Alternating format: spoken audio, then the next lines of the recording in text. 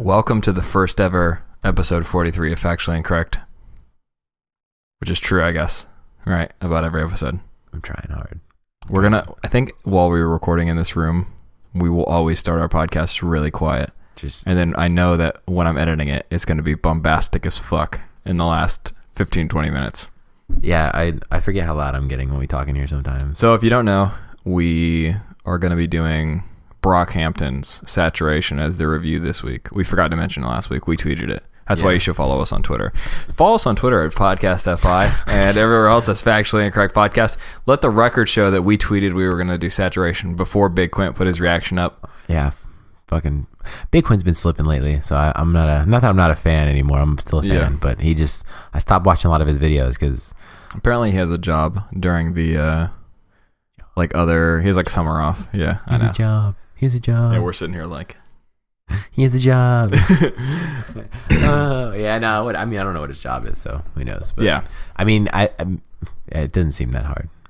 I guess to have the energy to react to it, though, is probably that's true. Like in the could typical, be pretty physical. Yeah, but it's like it's not boring. It's always entertaining, but like his reactions are all the same. They're just like jumps out of the roof. Oh shit! Breaks a chair, just like we were with yeah.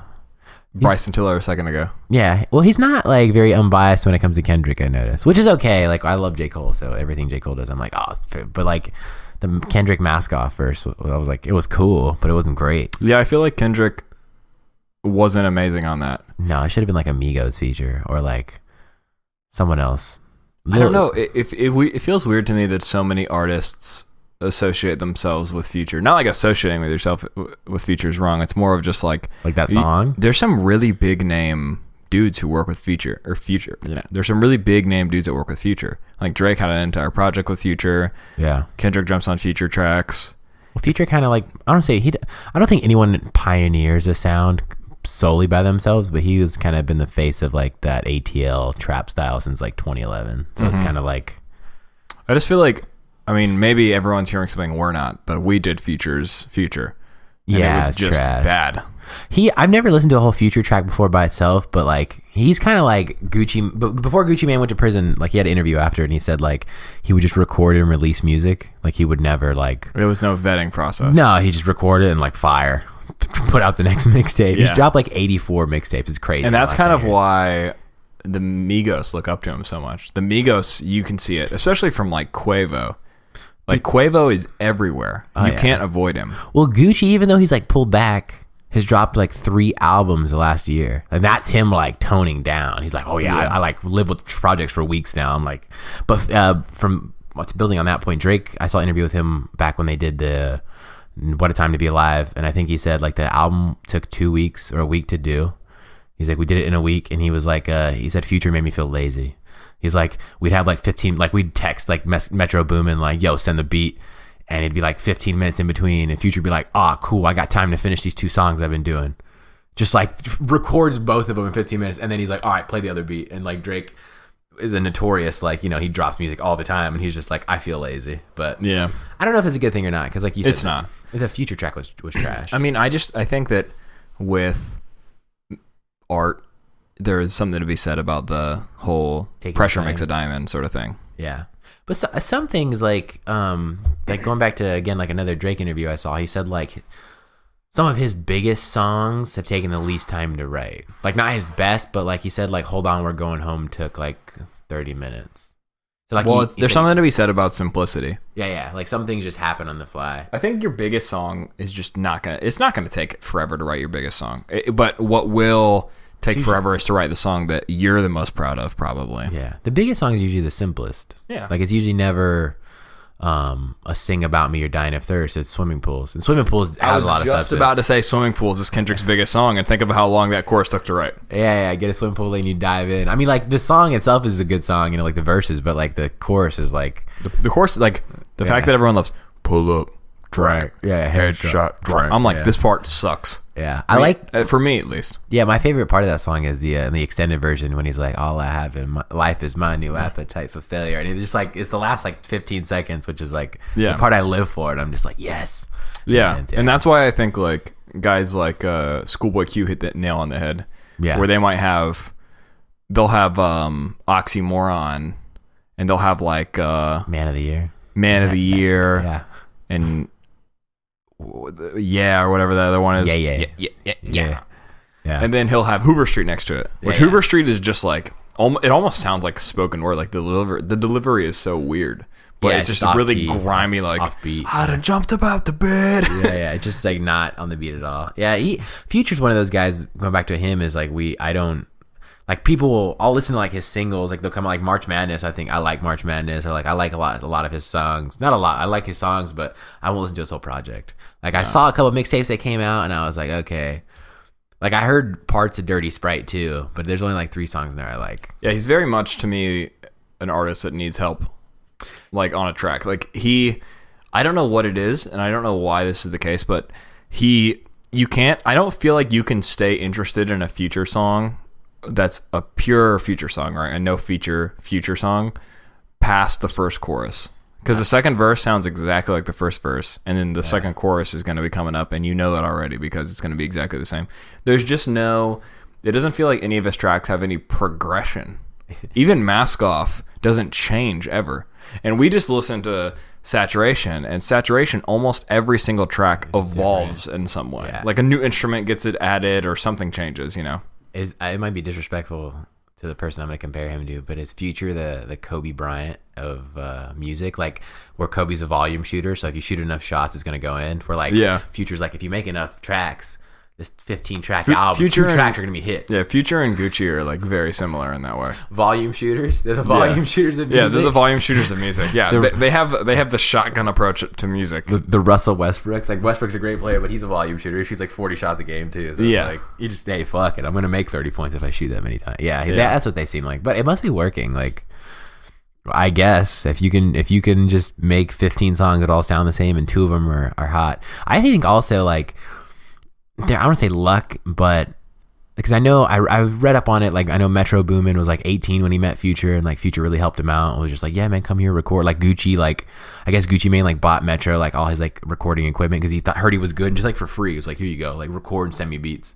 And so like I feel like his relationships have really helped him because like he gets fire beats, like not all of them, but like his hits, like I'm like, how is he's just a constant supply? It just seems of like fire, like he just gets sent. So, but I always feel like Metro's work more on stuff like Skyfall than I like his work on something like Dirty Sprite 2 or Jumpman. I like Jumpman though. But the beat to Jumpman just feels very like we just listened to some like 808 heavy. Yeah, we just listened to some super 808 heavy, like some of the tracks off the new Bryson Tiller album. Those beats are fire. Yeah, and they don't sound like Jumpman. Yeah, Jumpman's special in a way though. Jumpman is that's like that type of beat that where it's not very skeletal. It's very like noisy and lots is going on, and it's very like synth heavy, and it's like cool, I guess. But I really enjoy really skeletal kind of beats, like atmospheric, airy beats. Yeah, that's like a Travis Scott type. Well, Travis Scott has a shit ton going on in his instrumentals. Yeah, except for that one, the ends. The ends. Yeah, well, now he did, but like Skyfall, like you were saying, is very like creepy and very like echoey. They play a minor on the flat keys. It's like as creepy as it gets. One of my favorite songs by Travis Scott is called "Drugs You Should Try It," which is like a stupid name. Like the song isn't even about drugs. Stroke my cactus. Yeah, it isn't even about drug. Like the song is just like very like it's so cool. It's a dope song. But I'm just like when I saw it first, I'm like, "Drugs You Should Try It." I'm like, I'm such a casual Travis Scott fan that like my favorite song is still "Goosebumps." I mean, "Goosebumps" is fire though. It's like that. I mean, when I first heard that song, I remember being like, what the fuck is that? You know what song everyone freaks out about Travis Scott with that I don't like is Through the Late Night. Oh my dude, that song is get out of here. That song is so fire. I don't like that song that much. Dude, when you heard Kid Cudi start humming and you're like, oh my goodness, I came in and I was like, is that Kid Cudi? And then like, I'm in a erythamine. Yeah. I mean, the Cudi's verses could have been better. He's talking about doing like DMT and stuff, and I'm like, I've never taken DMT, so I'm like, he just pulled a pill bottle out and was like just reading me the ingredients in this track. Tryptamine. Yeah, he just lysergic acid is LSD. I know that. So like I heard that and I'm like, okay, he's talking about doing trippy drugs, and it's like my problem with it is that he repeated it.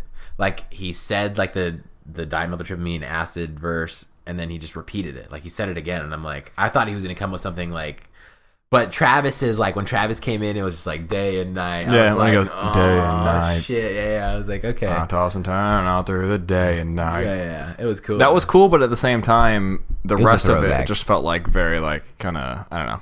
Yeah, it made me feel not old, but like we're at that age now where like new artists now are gonna have looked up to people that we grew up listening to. Yeah. So like, you know, in the past, it's like Kanye West is like I looked up to whatever, some artist like you barely know, like, you know of, but like I never fucked with, I never grew up listening to, like for instance Nas. Like I've heard Nas songs, but I didn't grow up listening to Nas. You know, we didn't grow up listening to So or it's like the Blueprint. We didn't grow up listening to the Blueprint. Yeah, someone's like, yeah, Old J is like my favorite, and you're like, okay, I understand, I guess.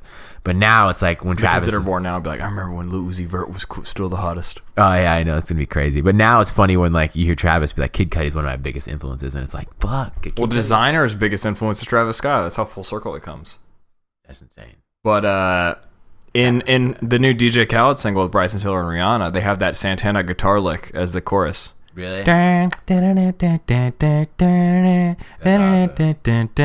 And it's like, I heard it, I'm like, I know what that is, and I bet half the people listening don't know. Yeah, well, I saw an interview with DJ Khaled, and he didn't say what it was, but he's like, when you guys hear this song, the first like 15 seconds, like right away you're gonna hear it and you're gonna know what song it's sampled from. Like, you're gonna hear it, which is cool. And I was wondering, I thought it was gonna be like some Fugees or something like that, but yeah, it's like and he put it up on his Snapchat. His Snapchat, yeah, like he put the whole track up on his Snapchat. And so I'm gonna see if I can find it real quick. But I think you can play 15 seconds. Yeah, this is the guitar lick right here. Okay, yeah, that's classic though. Yeah. You have to. But that's one of those things where it's like you hear that and you're like, damn, I know what that is. Just like how you hear Stronger by Kanye and you're like, I know what that is. I think Party Next Door, I don't know like how it came out. He didn't say it though, but he came out. He wrote that for her, I think. And like people were like, oh, and he was pretty cool about it. He was like, but no, he's like, Rihanna's amazing, and no one could have sounded like her singing that. He's like, so she like it's that whole video is just like Rihanna dancing. More than that, that video is Rihanna's videos are really closing in on porn. I think she's starting to. Cool. I think she's starting to. We gave each other a look. I think she's starting to see how much better shit sells when she just is like in a puddle of water with a bikini on or something like that. She did like a nude cover. I thought I saw before. Well, we're gonna be very candid about this music video. Her shirt is very see-through, and she has very no bra on. Oh, that's cool. So you can see Rihanna's nipples the entire fucking music video. You know what? I've never thought Rihanna. And shout out to Bryson Tiller for keeping his distance like a G. Oh, he didn't slide up in. It was like, what's not up? Even close. You know, like dudes take a lot of like liberties when they're in videos with like Nicki Minaj. They'll be like, you know, backing up on like, what's up, girl? You know, like you can tell her like, oh, it's for the video. Bryson Tiller is at the end of a hallway looking out of a window, singing out the window, like in his shit, and then he joins the clique. Yeah, doesn't dance with anyone, just is like singing and rapping. And I was like, drink in hand. That'd be the way to do it. Yeah, drink in hand. Just it felt very focused to me. Bryson's like, I'm here for the check, dog. Drake pre Hotline Bling. Like that's when I don't know why Drake was like, I'm fucking, I'm gonna start dancing. It just hit me. But before it was very just like singing and like, you know, be real like gangster. And now it's didn't he dance though in that one music video, the black and white one with like the million dudes in it? He also danced in Started from the Bottom. But what was that one? Yeah. The one that was like, I didn't think it was the best track on If You're Reading This Is Too Late, but the one where he Running Through the Six of My Woes. No. Legend. No, it was the one that all right, I can't remember. There's just a lot of them on that. There's like 17 songs. To avoid the long pause, just to get like we should name all the tracks off. Yeah. It's like with the long album. If You're Reading This Is Too Late, it's fire. Mm-hmm. But yeah, no, Rihanna. Like I used to never thought she was like the hottest thing since like people have lied. Nah, but, you've like, always been fucking wrong about this. I've always told you Rihanna. Nah, I mean now I'm more of a fan. I still don't think she's the hottest thing ever, but like she's not like upon first sight. She's not like. It's not like bam, like she's hot, but I think it's like because she's Rihanna, not the money, but like because it's her attitude. It's the attitude.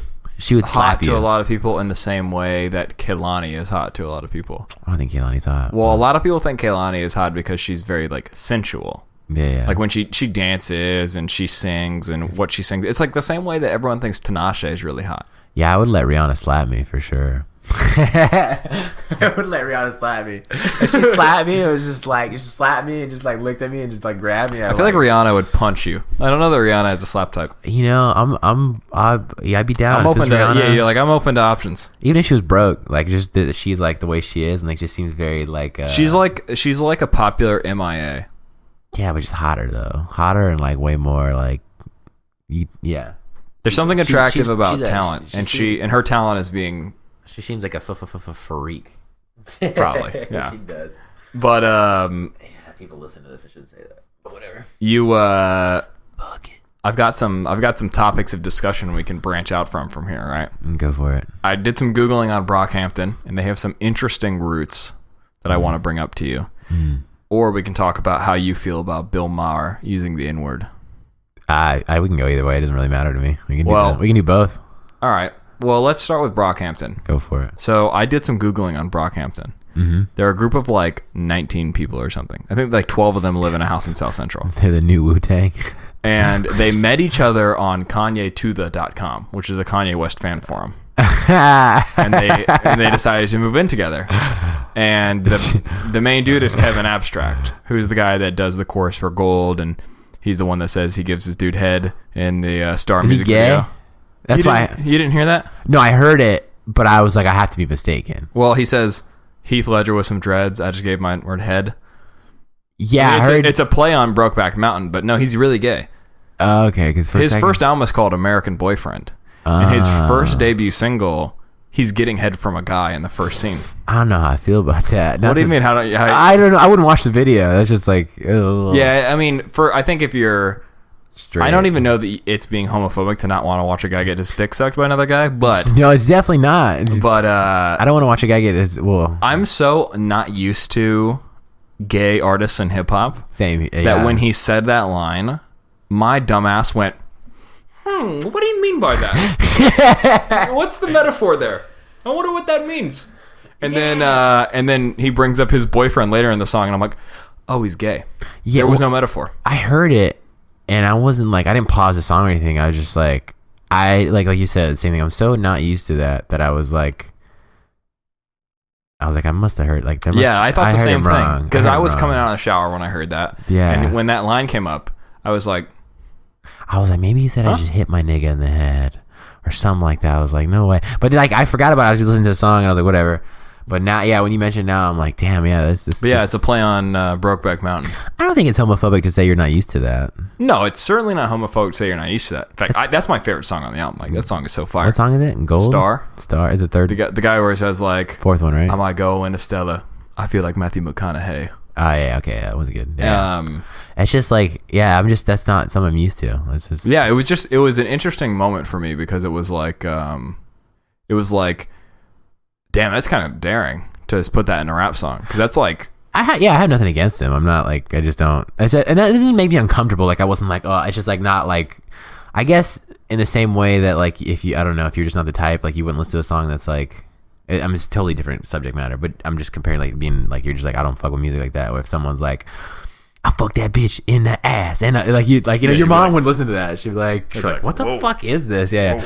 So like, I don't know if I could listen to a whole album of a dude being like, suck my nigga's dick last night. Be like, look around. Yeah, but no, it was an interesting line for me because when I heard that, I was like, they really just caught me off guard more than anything. Yeah, because it's like, it's just such an oddity to hear something like that in a rap song. Yeah. And then you hear it once and you're like, whatever, not a big deal. Because it's not like, I really don't think that the larger hip hop audience is really all that homophobic. I do think that a good amount of the hip hop audience is homophobic though. I don't think that not that I guess I can. Yeah, it's. I would say I don't know if it's homophobic. I'm sure there's a lot of people that are homophobic, but I don't think it's like that's going to be popular. Like I don't think it's because dudes have just always had more of like a weird relationship with homosexuality. Yeah, like I just don't. I think guys. I feel like aren't a lot of open. time. Well, here's what I'm getting at is that I went online and I started watching people react to that album just because I was curious how they would react to that line, right? And I think what happens a lot of times is people hear a line like that and then it makes them really uncomfortable. And so they like lash out against it. Yeah. Or they have to make a joke really quickly like, hold on, pause, bro. Like, oh, yo, what's up, dog? And in reality, it's like, you're just trying to act macho, like, I ain't with the shits, man. I ain't with it, man, or whatever. And you're in reality, you're sitting there and thinking to yourself, it really though. I mean, you probably really don't dislike gay people. It's not like no. Well, see, and I think that's a sucky thing too. Is like if you say I don't really. I'm not really like I get not the whole like I just like I don't want to listen to songs like that. I think that's like it can be mistaken as like, oh, you don't like gay people. It's like, no, I just like like you saying, I don't think like just dudes aren't used to being exposed to that, and I don't like if you put it in a room with 100 dudes and you put that on, like most of the guys are gonna be like, what the fuck? Yeah, a lot of the guys are gonna be like, I'm not listening to that. Yeah, not that guy. Like, I don't mind. Like I listen to Frank Ocean. He's gay. Yeah, you know, I don't. But I like. Yeah, it's like the difference between it's like when Forrest Gump came out. It kind of like by Frank Ocean, like So when that song came out, I love that song. That song's incredible. But the first time you hear it, you're probably like, it just throws you off a little bit. And I think that this is a great moment because this is something we talk about a lot with the gender thing, where people remember we brought up when like people would get a sex change. You and I personally would be like, that's a little weird. And then we kind of like like not really where we were from, but a lot of people get their throats jumped down for saying something like that. Yeah, this is one of those situations where it's like if you're Kevin Abstract or you're a Kevin Abstract fan and someone hears that line for the first time and is like, whoa, you don't need to jump down their throat and just be like, give them a second to digest, because I think that once people hear that line, like I think 90% of maybe 95% of the rap audience, the first time they hear that line, they're gonna be like, what the fuck, that came out of nowhere. But then give them 5 more seconds and I think about half of them are gonna be like, I don't know, I really don't give a shit, it just startled me, like it came out of nowhere.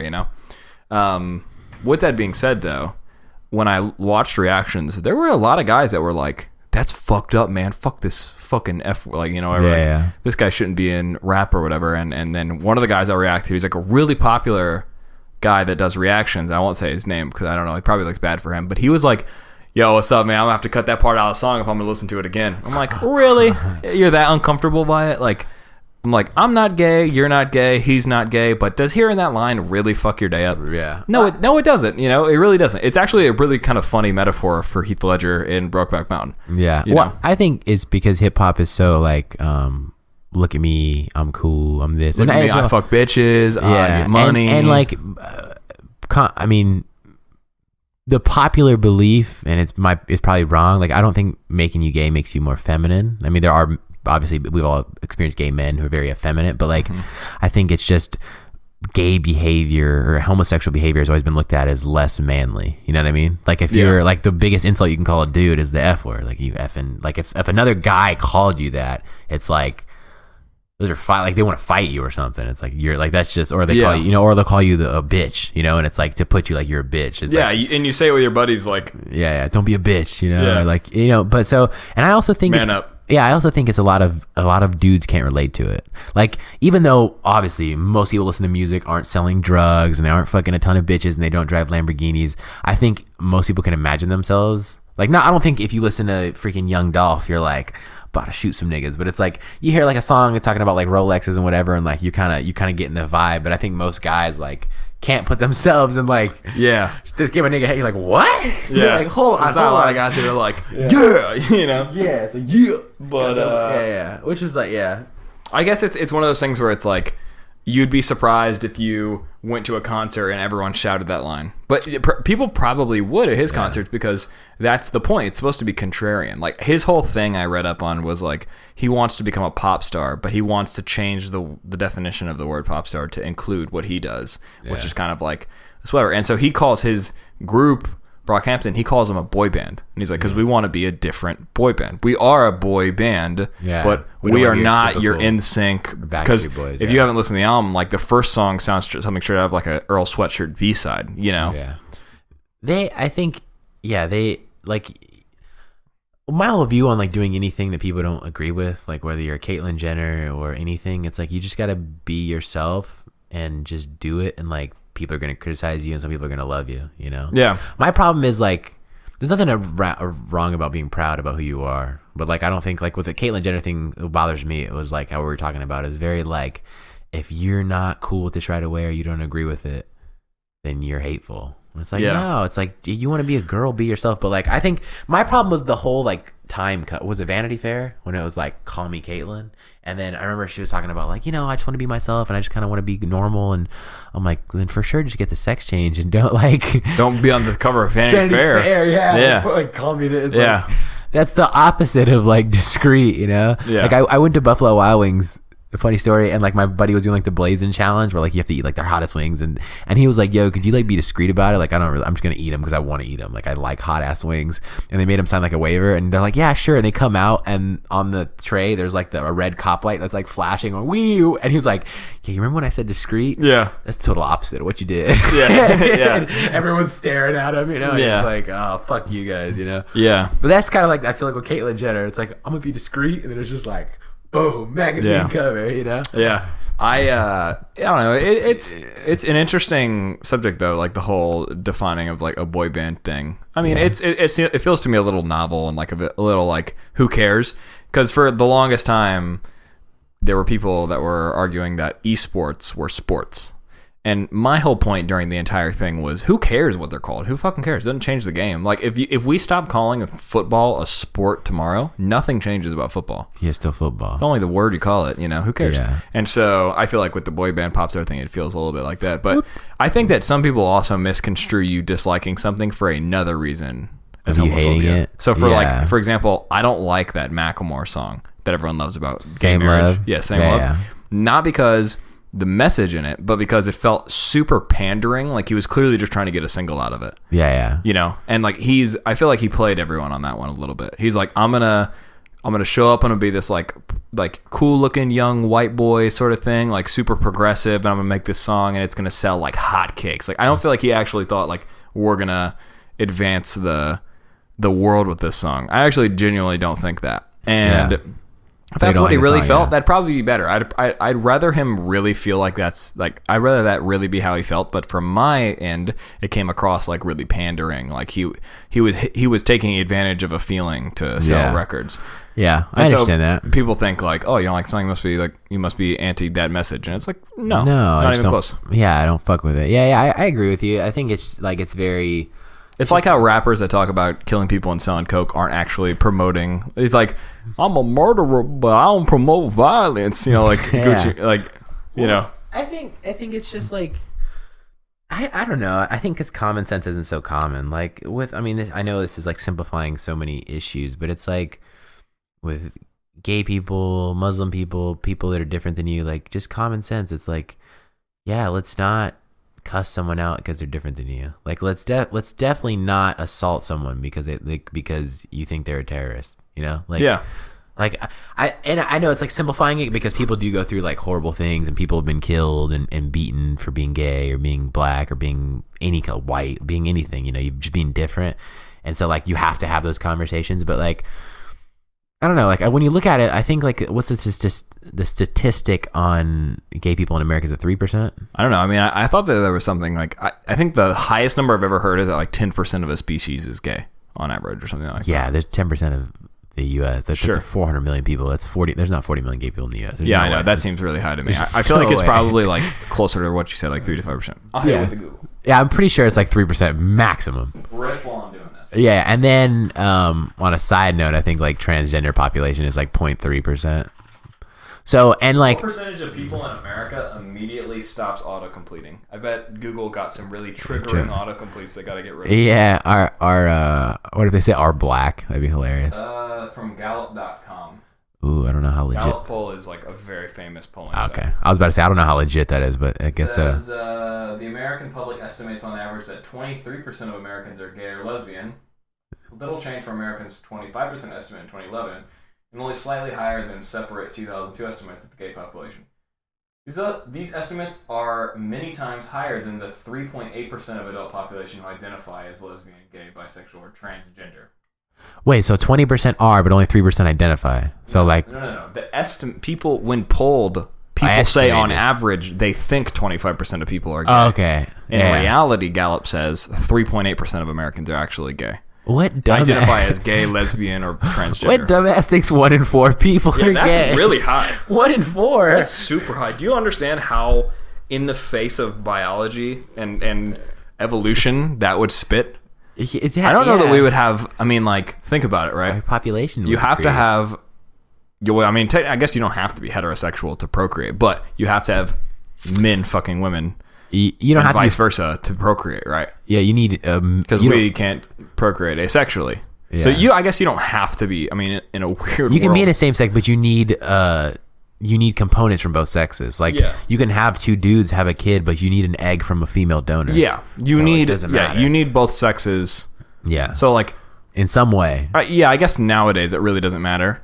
Yeah. Because you could always just like a gay couple could wrestle for whose seed goes. I guess I don't know. And then you have I saw one thing where two dudes, they each had their own. They're married. They're both married to men, and they both had children.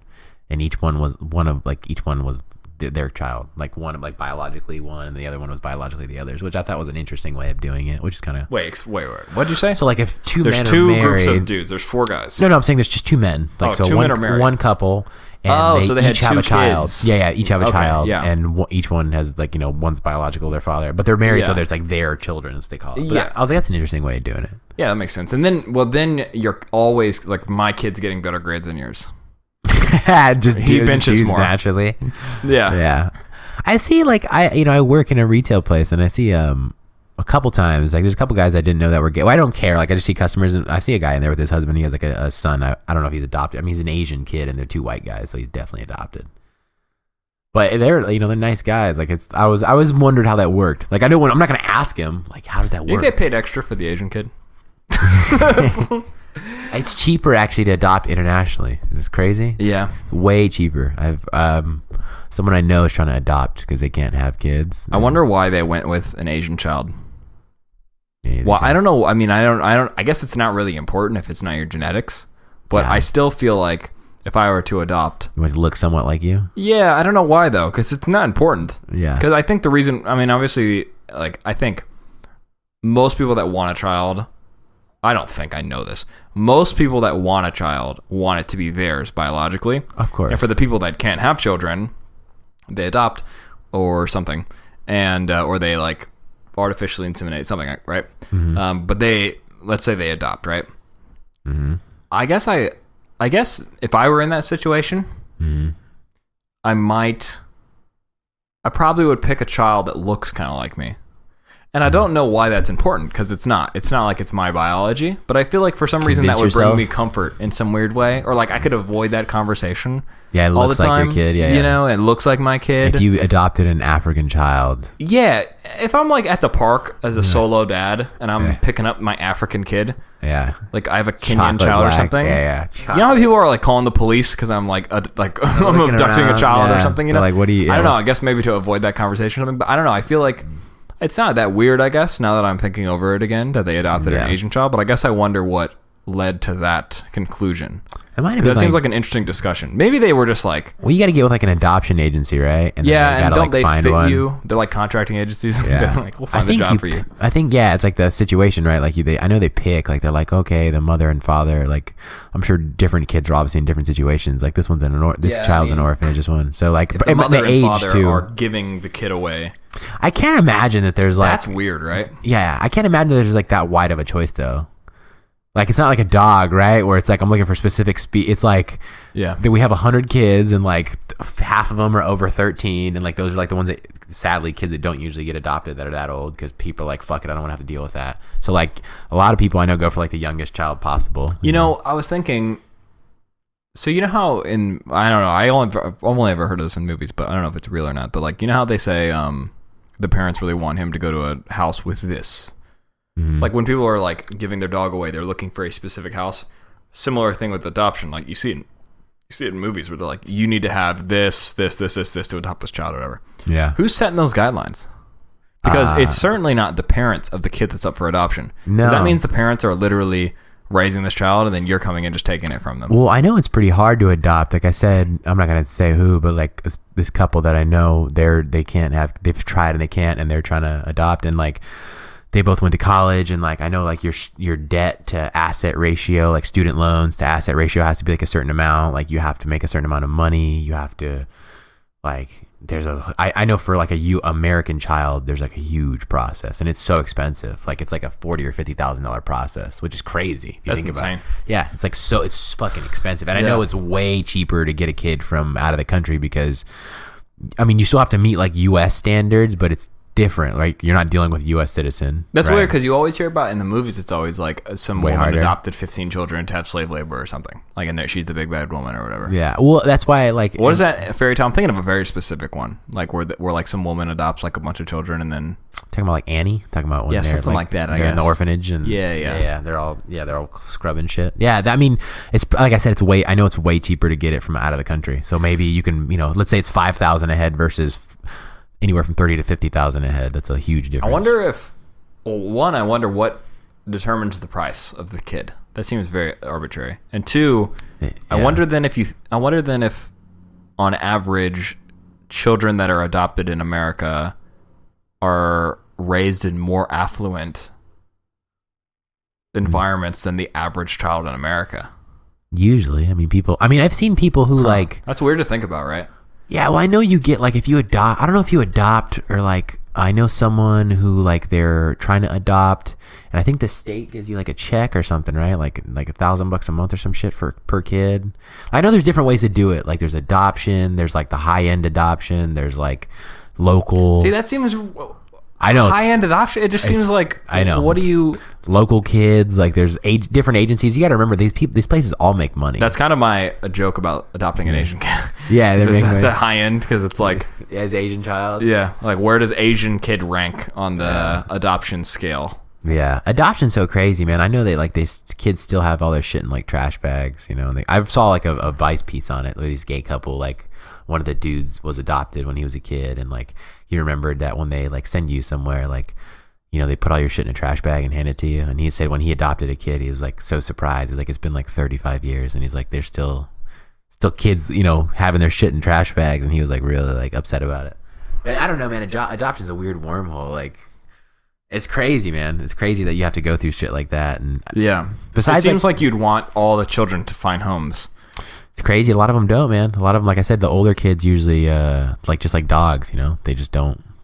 No one, because they always tell you like if a kid's older, it's kind of hard for them to assimilate. You're probably gonna have more issues. Let's say if the kid's been through like traumatic stuff, and it's kind of sad though, It's like because I feel like those are the kids that probably need it the most. The young ones might be able to suck it up for a few more years. Yeah, quite literally.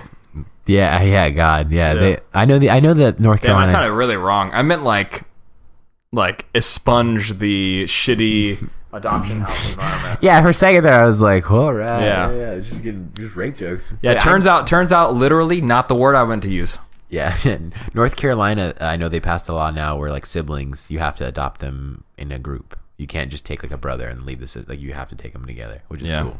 Which I think is good, but. It's good unless you can't adopt. Like no one can afford to adopt all of them.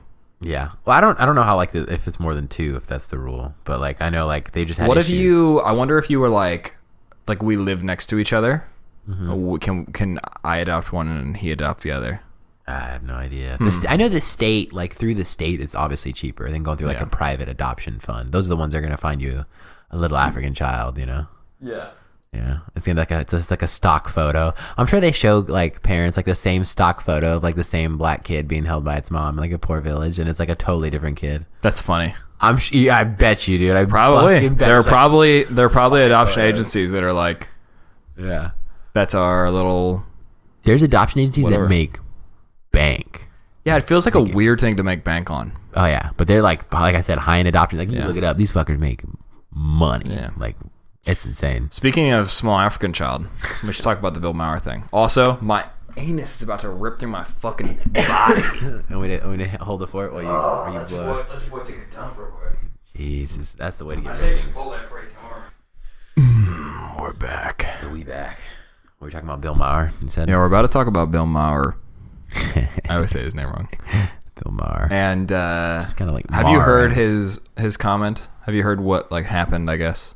Oh yeah, I saw it. It was So you saw it. Yeah. So you know like the context, everything. We're all right, cool. He was talking to the governor of Alabama or Mississippi. I don't know. But they were like, he said something about like come work in the fields with me or something like we can put you work in the fields, and Bill Maher was like, no thanks, governor, I'm a house nigga.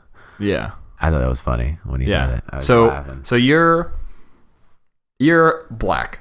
I'm a quarter black. You're like a quarter black. So I'm not the by the way, governing body. For those of you that can't see, which is all of you, I'm doing the little like hand wiggle. Like I'm doing that. I'm doing the like the so like you know. I'm like you're close, and I black. You know, like it's like gay. You know, but you're certainly not white. You're mixed. Yeah. You know, and I think pretty safe to say if we lined 100 people up and I was like race. 98% of them would be like, "Hey, he's a black guy," you know. He's mixed, yeah. I'd probably get some Spanish in there too. Probably some Spanish, yeah. Spanish and Arab. I get that confused all the time. But yeah, so I saw Ice Cube react. Did you see Ice Cube react? I did. Yeah, I thought it was a little weird. Yeah, it was. I don't know. Like I didn't listen to it. I read the transcript, so I guess that's not fair. Because if you don't, I listened to it and it was weird. Yeah, it was really weird. Because here's the thing.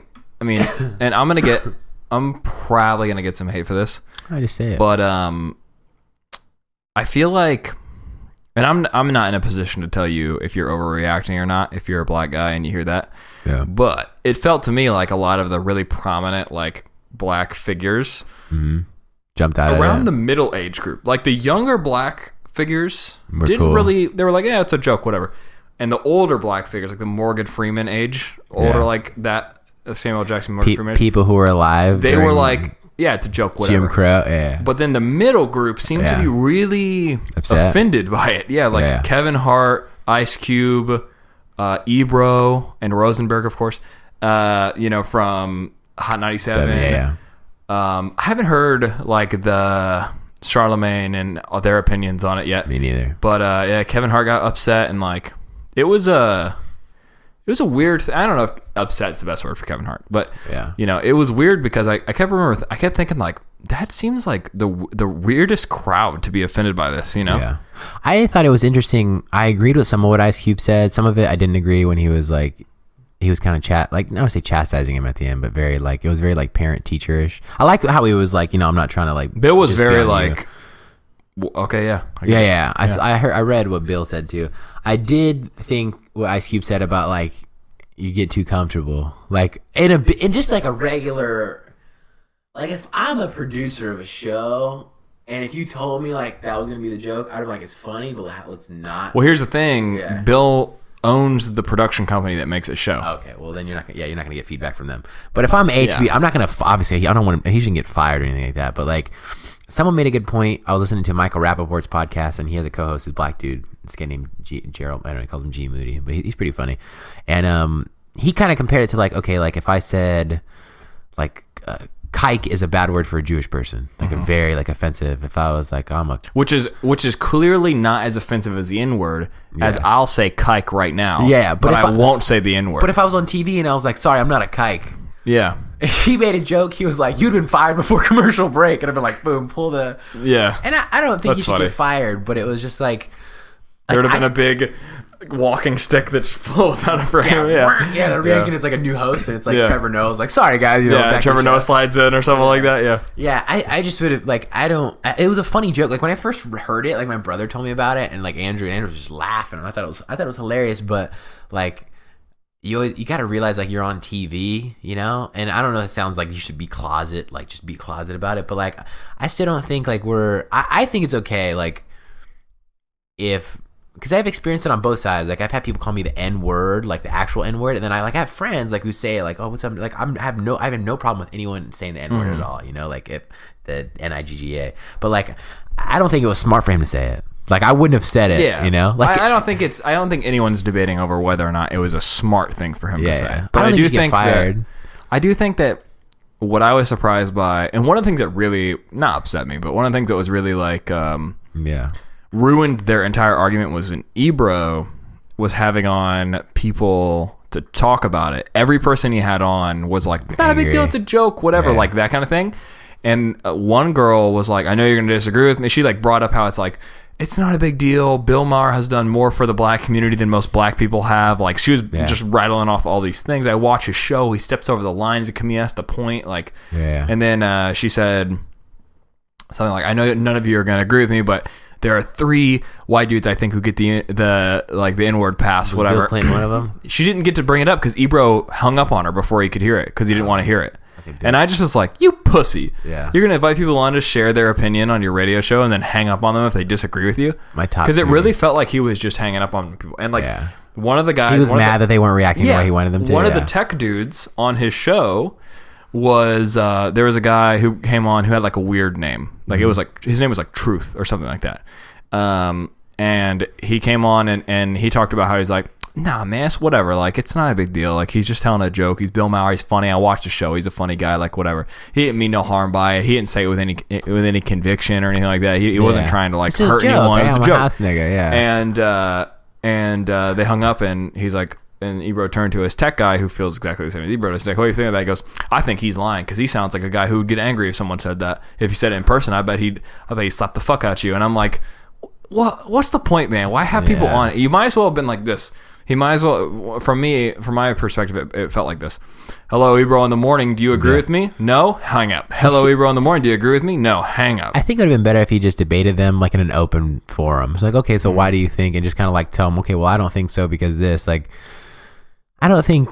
I mean, I could see how, like, if you know, like my grandpa on my dad's side is turning 70 in August, and like he was 16 when the Jim Crow laws were changed. Right. Yeah. So like he was a teenager when it was like, you know, blacks here, whites here. I could see if someone like that was like, that's not funny. You know what I mean? Like I had to grow up like in that era where it's like you know, but you know, I don't think it would like you have to be hateful about it. Like I think it was a funny joke and you just like, you know, like, but if you're Bill Maher also like, you can't be mad at people being mad at you. You know what I'm saying? Like when you say a joke, any kind of joke, you can't be mad at people being like, yo, it's fucked up. Like if you can't be like, oh, you know, whatever. Like just be like, whatever. Like you're a comedian, that's your job. You're going to push the line and you just got to take it. You know, like if you say something stupid, if you make a Cosby rape joke, you know, people get mad at you. You just got to be like, whatever, suck my dick. Like it's, like, it's funny. But he did also apologize, which I felt like kind of weakened the joke.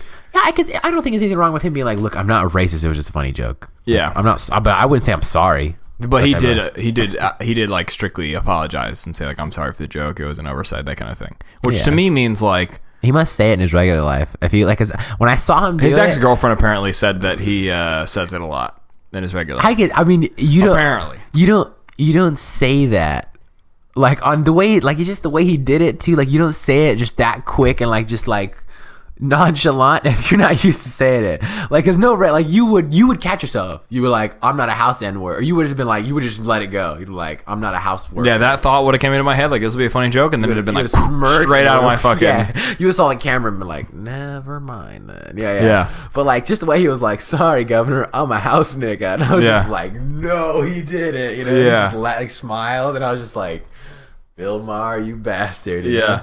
Yeah, I don't know. It's just like, I have never been a fan of... Joe Rogan made a good point, and whatever. I'm not going to preface it. Everyone knows he's white. He was like, it's weird that like you can say it, but you can't say it. Like I've never been a fan of that either. Like, and the whole point of Ice Cube saying was like, that's our word, y'all can't say it. And then it's like, well, is it... Well, then take No Vaseline off your discography because that's a gay person's thing. You made a bunch of gay slurs, so you can't say that. Yeah, it's very hypocritical. Migos can't use the word chink in their songs like they always do. You know, like, it's very hypocritical. And it's one of those things where I think a lot of people can make a really good argument for why it's okay for it to be hypocritical. Yeah. I think you can make a pretty good argument for why it is. Yeah. I just think, though, that it's, like, so regressive in a way. And this is where I feel like, as a white guy... This is one of these things where I feel like there's faux equality, where it's like, if we want equality, then it's unfortunate for you sometimes, but my opinion on this as a white dude, as much as it hurts some people, has to be equivalent to other people's opinion. Yeah. Now, we can all admit it, acknowledge the fact that I don't have your background at all. And that I'm not going to see it the way you see it. Yeah. But if we're going to have the conversation, you got to let white people into that conversation about that word. Yeah. You know, if that's an equality thing, and if it's not, then it's fine, but... Don't go around saying like that's our word and you can't say it, but I can say anything I want. Yeah, you know, because then why don't you respect the gay community saying don't say the F word or whatever? I think with anyone I'm not, like I said, I'm not a mix, but I'm not like chocolate black. So like if you heard me say the N word, it could be confused. Like, I don't say the N-word around older black people. I don't say it around my grandpa or anything. Like, even my dad, I say it a little bit, but cause he'll say it to me. He'll be like, nigga. Like, that's how he quotes me. Nigga, what? I don't say it around my grandpa. You know, like, not because I'm not black. I just, like, I realize, like, he doesn't, like, he's never been, like, offended. Like, don't say that around me. It's just, like, it's a respect thing. But, like, if any advice I could give to somebody, even if it may be hypocritical, but if you're, like, a white dude, make sure it's cool with, like, your friend. Like, if you guys are all white and you guys want to say it, I do it. But if you have, like, a black friend, just ask them, like, hey, man, you cool if I say nigga? Like, is that cool with you? Yeah, because there's, like... And not that you need his permission, but it's, like, I wouldn't say chink around an Asian guy, you know? Yeah. Even in a joke. So I think it's, like... I would just be like, hey, man, does that offend you if I say that? And it's like, no, all right, cool, then whatever. Fucking go for it. You know? Yeah. It's like how that Asian rapper chick, who I'm bringing up because she's the most different from a black man you can get. Honey Cocaine or whatever her name is. She uses the N-word in her songs. I know, right? Yeah, she has that one song Guala that everyone knows. I've heard of it. Guala, honey That's her. cocaine. Yeah. Okay, it's funny how Janae Aiko can say the N-word because I guess she's half black. But Honey Cocaine has she's like me and all my N-words. Like it's in that song. Yeah. And it's like what? Because she's kind of hot. Like I don't know. It's like where does she get away with it? You know? Yeah. Because it's just white and then anyone else can Rich say it. Chigga said the N-word in Dat Stick. Yeah. You know? Yeah, he did. And then it's funny when he did his Genius video, he like said N-word. Like he didn't say it. Like when and then he explained. He's like, I felt like at the time it would be a funny thing, and it would be something. It's like, look at if I can make a song popular with that word in it, then like I can help. 20 years from now, it's not going to be a thing anymore. Hopefully. I hope maybe. I just think the word policing is stupid, but like it's all. Like I feel like we're getting more word policed every day now, though. It is, but like the N-word has always been like. Yeah, the fact that you're saying it half the time. Because you're mixed, and because and I am not gonna say it. I refuse to say it on air. I don't like to say it when like I don't want to say nigga and then you say N-word. So I like to keep it consistent. Yeah. If you're gonna say N-word, I'm saying N-word. It's just like, and here's the thing, right? Because that's another thing. Like when we're doing the podcast, I know you won't say it. You know. So I refuse to say it on the podcast. Yeah. So like, if we were having this conversation off the air, I'd say it because that's the quote. You know. Yeah. But that's my like. I don't. It feels weird. Like if I'm sitting here saying it and then you say N-word. So it's like I also feel like in my own head I'm like. Not that I don't like wish you would say it because I understand the but even then you can see how like it's stupid the way that we're having the conversation is really disingenuous because we're not having the conversation to the fullest of the extent of which we could have the conversation because I'm censoring myself on purpose so that I don't get like a sound clip edited. Rogan will say it. Yeah. Rogan says that, like he didn't say it like in a racist way, but he'll like read a quote that has like the hard R and he'll say it, and he's like, "What's the problem?" Yeah, well, that's when you're Joe Rogan, like you're making he's never got backlash for it. You've got enough money now, but like when you're getting 100 million downloads a month, that's insane. Yeah, but so like the way I feel is I'm not gonna say it, but we would be having this conversation more outside of, and so it just goes to show how sensitive we are about the topic and how it's like I clearly can't talk to you the way I would be like I mean even if not much of the conversation would change there would be that one word I would be saying in this conversation that I'm not saying just to get the point across like I could read the quote confidently but I'm just not going to like there's just no way and so the same goes with like the F word with respect to gay people but like but we both just said the word chink and kike and it just goes to show that like when you have those CNN talking head arguments and they go cracker versus N-word. It's like, well, the fact that you wrote N-word as opposed to the real word, but you wrote cracker, you could be like cracker honky versus N-word. You'd be like, kind of defeats the whole argument if you're not going to put it on the screen, right? I mean, we would clearly know which one's more offensive. Imagine turning on CNN and it said cracker versus nigga. Yeah. I would take a picture like, oh, hell. You'd be like, oh my God, they got Jesse Jackson up there and This shit's, CNN's done. Yeah. Donald Trump has a boner. Fake news. Yeah. It's just only Fox News now. It's just CNN just gets banned from everyone. Well, we're replacing CNN with a Breitbart. No, it's just like... Steve Bannon, but no, I mean, I don't know. It's a weird time right now because we're trying to be as open-minded as possible, bro. But like these things still feel archaic in a way, and people could hate me for saying that. And that it's like, no, it is archaic. Who are you to tell me that it's archaic? Because that's my culture, and you're right. It's not my culture. Like the N-word has nothing to do with my culture unless you're one of those people that are like, white kids born today are part of slavery. It's like, no, the fuck I wasn't. 22. But no, it's, the whole slavery thing too.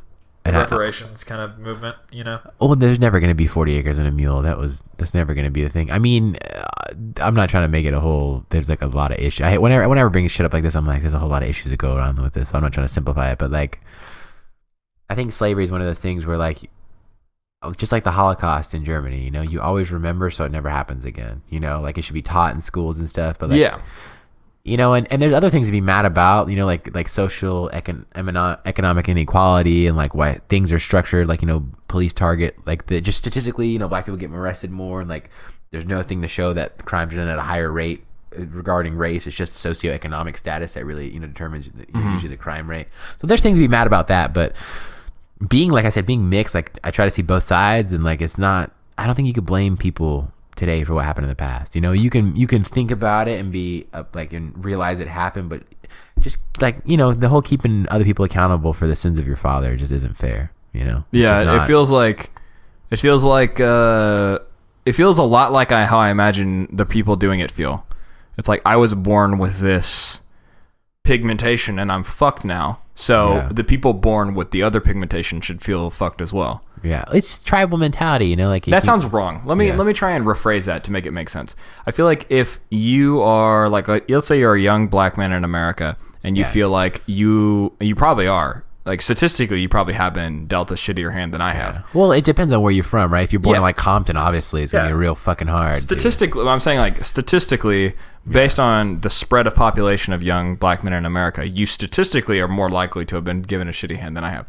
So if you feel like my whiteness for some reason contributes to that, like maybe you think my forefathers owned slaves or something like that, and so I should be held partly responsible for your disadvantage because of your skin color, then it's sort of the same thing. It's sort of like spreading that feeling to someone else, because then I guess the ultimate goal is that I feel bad. Like I feel like now I should owe something because of my skin color, where you feel like you've been given a shitty hand because of your skin color. I feel like I should owe something because of my skin color. It kind of puts me in a similar boat, not to the same extent, but it puts me in a similar boat. And so I feel like for that argument, that's the way I always combat it. But then again, being a young white dude, it really is difficult to combat that argument, because it really does make you look like a total insensitive cuck. Like even while I'm saying it right now, I'm really, really trying to pick my words carefully, because I know how sensitive of a subject this is for people.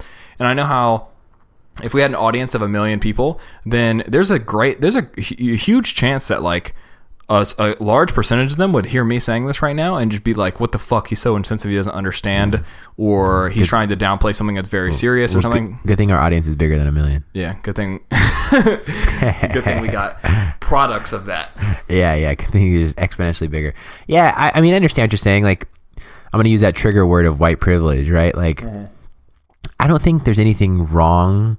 Like certain people are more privileged than others, right? You're born like there's a perfect analogy that I read like a teacher did in his class, which is like the most beautiful representation of privilege. And it was like, you know, there's 30 kids in a class and there's 10 in each row, and there's, you know, 3 columns or whatever. Or no, how does that work? There's 10. 10. 30 kids in the class. Yeah, whatever. 10 rows, 3 columns. So there's 3 columns, there's 3 rows.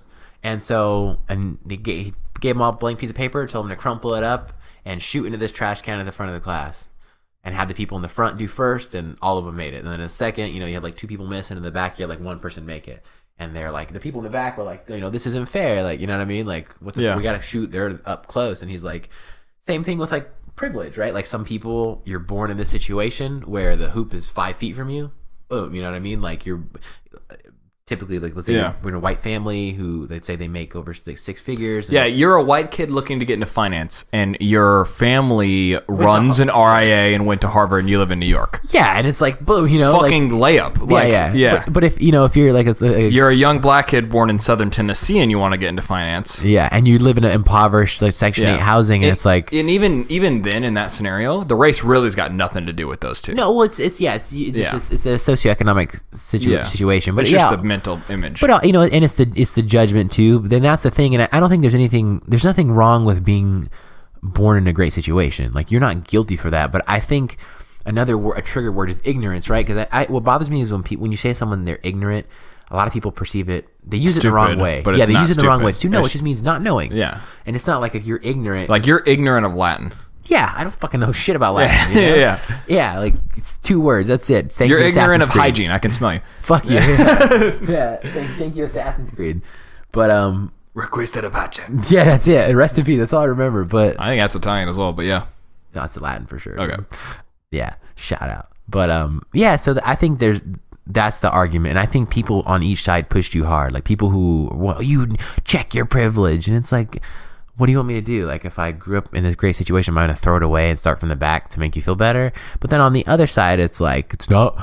You guys should just work harder. You know, it's like, no, like it's on both sides. It's like you have to realize, like, no, I was in a great situation. Yeah, as with most things, the truth is somewhere in the middle. Yeah, but I think that's the moral of like this podcast. Every time I talk, is like, I'm always so frustrated at the pendulum swinging either way. Yeah, the binary arguments. Fucking the false, whatever it's called. There's like a Latin phrase for it. Yeah, false something. Yeah, false dichotomy. Yeah, there's speaking of binary, right? Because people say like genders are non-binary. There's a funny meme of it was like playing Guess Who in 2017, and it was like the guy was like, "Is your character a boy or a girl?" And the dude's face is like all veiny and swollen. He's like red, pink hair, and it's like. Yeah, I was talking to someone today about how when I'm doing like when you do like sign up for an email on Gmail or like you apply for something or something like that, and it says gender, and you get the drop down box and it says male, female, or whatever. You're just like, damn, shots fired. Like it feels nowadays like it feels like fuck. But yeah, that's my whole argument. And race is really touchy. It's really difficult to talk about race. Gender's my favorite one to be non-sensitive with, though. I don't know why. Like the I feel race like thing, it's because because we just read the statistic: 3.8% of people are gay, lesbian, or transgender. First of all, that bothers me that LGBT is. I think it's Q now. Questioning is one category. I thought it was LGBTQ. Like queer was the last one though. I thought it was questioning because gay would be queer, right? Yeah, I know. That's what always confused me. Because I was always like, huh? Yeah. What? There's another one. Yeah. I think it's questioning. Yeah, but it's like if I was gay or lesbian, and not that there's any, it's like I don't hate on transgender people, but it's like why are we one category? Yeah. That's like white and all others. It's because you got to imagine that like. In the grand scheme of things, who really got us here? I bet gay people are like, who was putting it down since day one, dog? Yeah, for sure. Right? But I feel like, but yeah, like as with race, like it's really touchy and it's really difficult. And as a young white dude, I feel like I need to speak about race because it's important for all of us to be in this discussion, but I'm not lying to you when I say it's fucking terrifying sometimes to speak about race. Terrifying and frustrating. Because I feel like I'm in the classical you don't get it position, Yeah. And you've known me my entire life. Yeah. And it's like I don't feel like I don't get it in a way. Like I'm not going to claim that I get it. Like I certainly, and I'm certainly not going to claim I understand your socioeconomic status. But like we grew up in a very mixed area. We went to very mixed schools. We always had a very mixed group of friends. We always hung out with a very mixed group of dudes at high school. We hung out with girls, men. We knew transgenders. We know people now that have had sex changes. Like we have a very diverse. Hashtag me no racist. Is that yeah. the speech? Yeah. Hashtag me no racist. I got a black co-host. I can't be written out. Yeah. I have a Mexican girlfriend. Yeah. A Mexican girlfriend. But yeah, no, it's like I eat tacos at Chipotle. Yeah. So when you oh my god, I had Chipotle before this. But when you have those conversations as a white dude, it's like rough. Like not rough, but it's like it's scary. You got to really watch your mouth. It's like when I was when like radical Islam was in the news more than it currently is. Mm-hmm. Talking with people that I knew that were Islamic or Muslim was really nerve-wracking about it, because you knew what the response was going to be, and if you want to be true to yourself, you got to say the opinion, buckle down, hear the response, and then be like, look, I'm not trying to call you a terrorist. All I'm trying to say is there are some things in the Quran that are a little scary. And then you move forward, hopefully respectfully. But I think that first barrage really gets nerve-wracking. And so I think what I would have liked to have seen out of Bill Maher would have been him saying something like, look, it was a joke. If you're offended, then, you have the right to be offended. I'm not going to apologize for my joke because I really don't think it was that bad. If he said something like that, and it's not necessarily that I want him to say that because it's like, yeah, look at him standing up for himself. But I'm saying, like, if you're going to tell a joke and then apologize for 5 seconds later, it's like, really, you change your mind about how funny that was 5 seconds later? Yeah, well, they're so disingenuous, too, when it's like the publicist, they release a statement, I'm so sorry. Yeah. I did not think it was funny. this neither no way reflects my views on African American. Like, but it's like the classic stock statement, right? For any celebrity that's something stupid. Yeah. And it's like, bitch.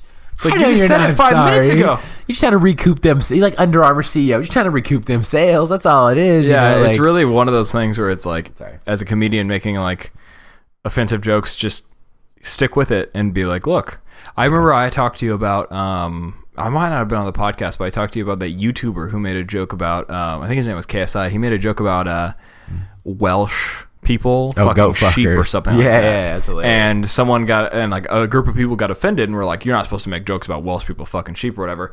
And so he's like, all right, I'll redo the video. And he redid the video and put it back up, and he just put a bunch of sheep fucking noises in it. And like baas, and like every time a Welsh dude would come up, he put like someone fucking a sheep up or something like that. And the audience resoundingly loved it because he was like, fuck you guys. No one really took it that seriously, I guarantee you. And the guy wasn't Welsh. Yeah. And so it was like, it was his way of saying like, I do not believe for a second any of you are actually offended, you know?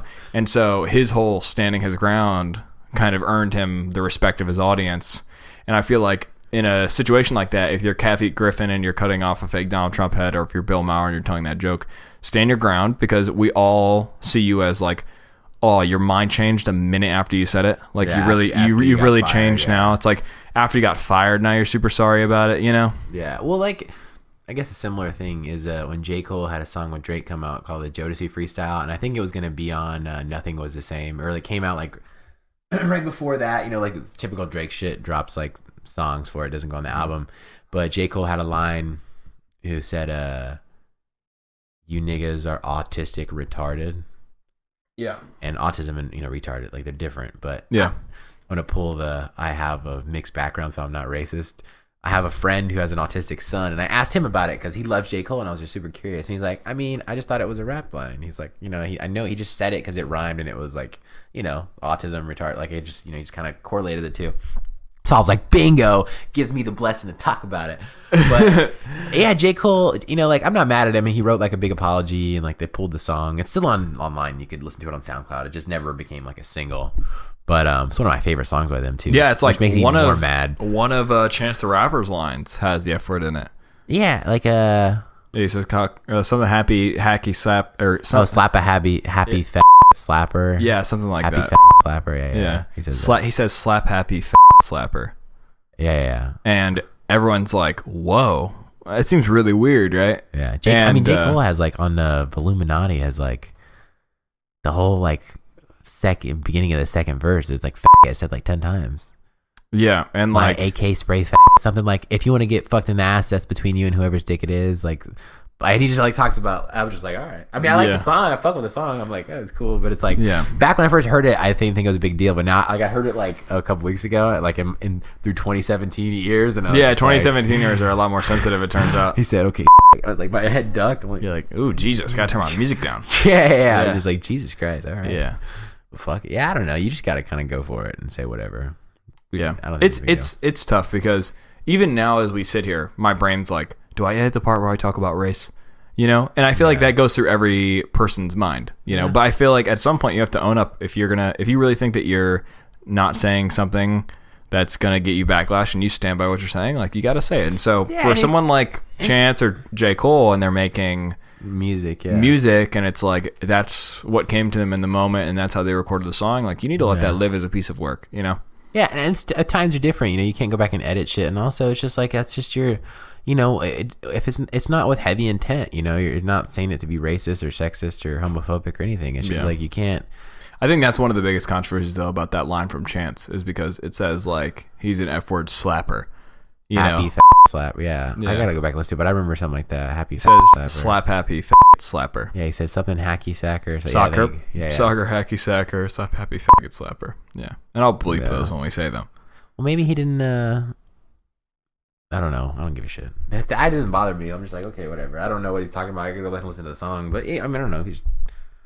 I don't think maybe he didn't mean like a literal gay person. He might just be calling a dude a faggot. Yeah, and he probably is. Yeah. But it's one of those moments where you think of all the words you could substitute, and then you think, why choose that one? And then when you get into the psyche of it all, that's when people start to get upset. But in reality, it's just like music. And that came out in 2013 too, before That same time the J. Cole album came out, 2013, with the line, like he's just not like, it's 2017. I think is different. Like I really could say in the past, like I never thought about this stuff 3 or 4 years ago, ever. Like I don't know if it's a good or bad thing. I just never thought. When we were in high school, never thought about that. No, ever. Like, say whatever. Like the F word was just like a whatever word. It was never a big deal. Like, and you see like the generation way below us. Like you see a generation in high school and middle school now. They're the direct opposite. Not saying that they're overly conscious. They're like way opposite, because the internet is sort of a safe haven for people that don't want to be PC, And so if you go on Twitch at any given time and watch the top stream on Twitch, a girl shows up, girl, rape, sex, fuck, everything. Black guy shows up, N-words all over the chat. They have like this one emoji of some black dude that they always post, and like all that kind of stuff. Asian shows up. They're roasting Asians, all because of this anonymity thing. But there are a lot of people that are kids that act that way in person as well, and it's so anti-PC, And I think that like there are some non-PC idols out there now that are starting to make their way into they're starting to make their way into like the culture of kids around that age, and we might see a swing back. But as it is right now, our generation is really concerned with not offending people. And I feel like not trying your hardest not to offend people really dampens conversations that could be had that probably should be had. Well, and I think it's just a realization that you're not going to say certain things around certain people, right? Like if I'm around an Asian guy, I'm not going to sit there and just make a bunch of Asian jokes. I'm not going to be like hashtag me no racist, I'm not going to say it, and it's not because like it's just common sense. Like, I'm not saying I won't make an Asian joke, but I'm not going to like sit there and just make Asian jokes. Or like if I'm around Muslim person, I'm not going to make terrorism jokes. Like it's just simple. I don't. Why terrorism jokes? Because all terrorists are Muslim, Alex. Is that why you said that? You're goddamn right. See, it's like there's no such thing as a white terrorist. But right? what I just did right there According is like to the news. What I did right there is like exactly what dampens all of the conversations we could have about this. What I just did right in there is mimic the person that goes, agree with me or shut up. Real quick, it's just the most hilarious thing I saw. I don't ever watch like people dying videos or people even getting fought videos, but I don't know why I was like someone sent me a video of like war fails, and it was it's a really not funny thing to joke about, but all right.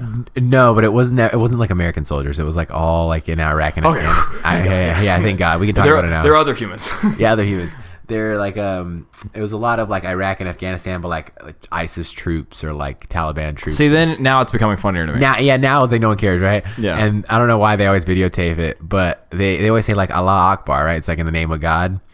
Yeah. And there's a hilarious one where he's like Allah Akbar, and he drops it in the mortar, and you drop the shell and it's supposed to launch out the tube. Oh yeah. And it didn't launch, and he didn't notice, so he drops another one in there. Allah Akbar. Boom! Oh my God! It just like it blows up. Video, but you don't see any skin; it just blow it. Right? And I remember like being like, "God, should I keep watching this video?" Like a man just died, and I just saw it. Of course, I'm gonna finish watching it. Yeah. And it was just a bunch of videos, and it was like a dude shooting an RPG, and I don't know, he just wasn't holding on to it right, and it was just Allah Akbar.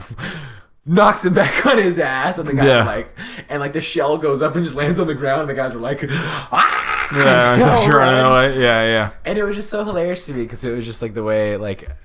You ever seen the videos where like the soldiers are out and one of them throws like their canister in front of the other one's like, oh, grenade, and they all duck? I'm like, that is not fucking funny. If I'm on that troop, that guy's getting capped or beaten up or something. Like, that is not a fucking joke. But it's funny because American soldiers don't like. I don't know. I've never been to war, but I don't think American soldiers say like in the name of this former president, like in the name of George Bush. Yeah. So like a lot of like suicide bombers or like terrorists or people just fight on that side of the. Be like, well, they always say. It's like everyone about to jump for a drop that never comes in a song. You're just like, and it was just like, it was so, and like a lot of them they didn't die, like none of them you saw like limbs blow or anything. It was just like black smoke, so you didn't see anything. Mm-hmm. But it was just hilarious to me, like these fails of like you like shoot it and the fucking RPGs went boom into the building over there, and like it's hilarious to me. Yeah. I'm just like, man, I didn't think this many like fails happened in war. Yeah. I thought it was a way more precise science. Yeah, I thought we had this down to a T at this point. Yeah, one guy like was hiding behind duck and cover, and his guy was like on a turret, and his dumbass didn't see him there, and he didn't shoot him, but he just like shot like right next to him, and the guy's like, ah! And he's like looking at him, he's like holding his ears, and he's like, oh, I'm sorry. Yeah. And I'm just like, you're a dumbass. But anyways, I wanted to ask before we get into this album review. What have you been up to this week? Dude, I was hoping you wouldn't ask this. I'm so boring. I've been reading a book called The Fundamentals of Mathematics, a Primer to Financial Engineering. So, it's like a 304-page textbook. I've also been playing a lot of Rocket League lately, and you and I need to play Broforce sometime soon. Yeah. That's a very funny game. Yeah. Yeah, man, I don't know. I haven't really done anything. That sounds not fun at all. Oh, I can censor this and say it to you. What? Yeah. So I really haven't been I've been a little preoccupied. I've also been working on my financial models because, for those of you who haven't guessed by now, I'm big into financial engineering. Yeah. Amazon bought Whole Foods. You saw that? Yeah. Yeah. Amazon also bought, they bought someone else recently as well. I know you're talking about. I don't know what that is, but it wasn't like a huge acquisition, but it was like a web service place. It's hilarious when I say it wasn't a huge acquisition, but I think it was 13 billion. Yeah, something like crazy. No, Whole Foods was 12.7. I think the other one was 3.2 or something. Yeah, it's which always is still insane. huge.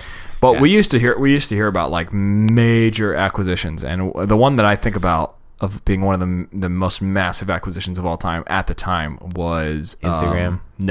Was Marvel buying Lucas. Lucasfilms. Yeah. You know, I think they got everything except the copyright to like Luke Skywalker and something else. They licensed that.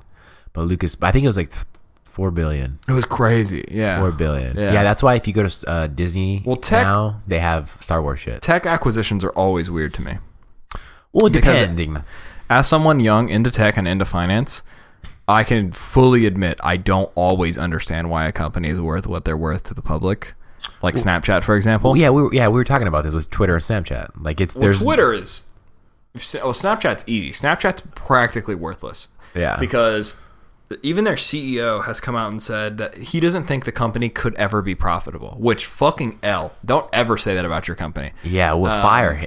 Get it. What the fuck? Here's the reason why you can't fire him. Ready? Remember how I talk about shares, crony capitalism, and how certain shares have way more voting power? Who do you think has all the Class C? Him and his partner. Yeah, you told me about this, and I read this. Like, he has shares that are like non-transferable. They're non-transferable, and they're worth like 2 or 3x whatever the Class B shares, which are all the directors have. Yeah. That are all his employees. Well, I mean, if it's my company, you're goddamn right. Like, let's be real. Yeah, the worst example of this is Samuel Adams. I think I brought this one up as well, where there are 2 classes of shares of common stock of Samuel Adams, Class A and Class B, and only Class B can vote, and all of them are owned by the CEO.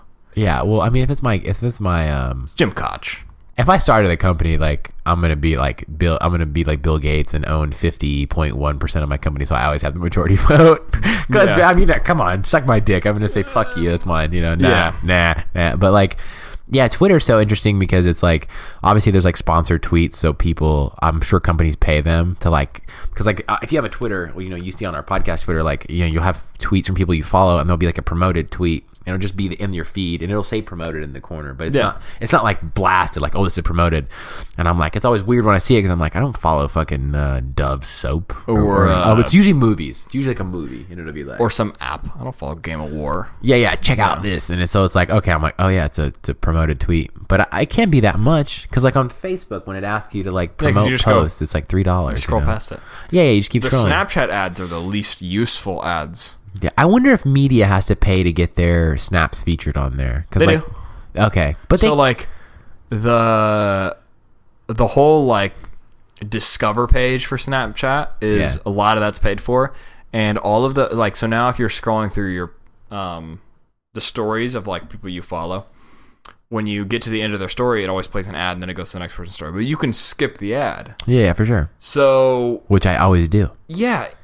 And it's not even like the whole 3 to 5 second rule with Google. Like, I don't know, YouTube was playing around with that 3 second, then they made it 5 seconds, whatever. And now some Google ads you can't skip anymore, all because they've totally mismanaged their advertisement space. Yeah. And so nowadays you can just skip the Snapchat ad like instantly. There's not any buffer. So I can't imagine that. I don't know what a single Snapchat ad has ever been about, because I skip them so fast. Real quick, shout out to the people who advertise on YouTube when there's a 5 second window to skip, because Red Bull made their ads 5 seconds. Yeah. They made it towards like right when it says like skip in 3, 2, 1, that commercial ends, and I'm like, you're someone who gets it. Yeah. I'm like, you get that we're all gonna skip it, so it's like Red Bull gives you wings, boom, and it's just like done, you know. And I'm like, okay, that's a smart ad. But the guy who like makes a minute ad when like, bitch, I'm gonna skip this in 5 seconds. I don't even know what the fuck your product is. I remember one time I got a Ty Lopez ad that was 5.5 minutes with no skip button on it. And I'm like, this is the quickest F5 of my life. I'm just refreshing this. Ty Lopez is so. It's one of those moments where like, so I have ad block on my PC and my laptop, which I shouldn't admit. Which I shouldn't admit because fuck Forbes, you guys. Yeah. Which I shouldn't admit, right? Because we theoretically at some point this show will have an advertisement on it.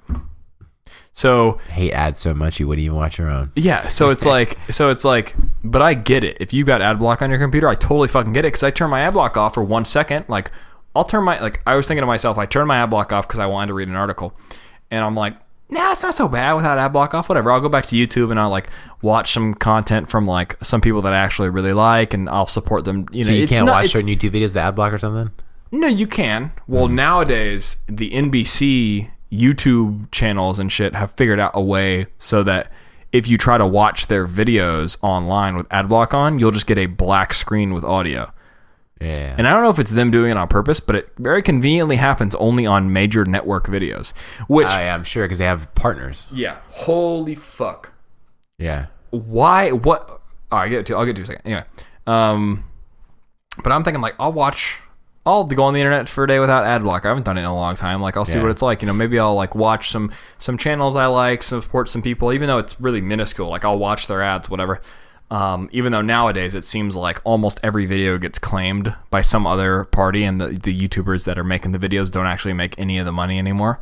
Yeah. Which is really sad. But I'll watch the ads. First fucking video, 5.5 minute ad, unskippable. Yeah. How the fuck is anyone going to sit through that to watch a 3-minute video? Yeah. No. Like, I'm just skipping it. And I don't know if it was that person's choice to put that ad on there or if it was YouTube's algorithm sorting it out, but it's like, dude, this is why I've got ad block on, because I'm not going to sit here for 1.5 times the length of my video to watch my video.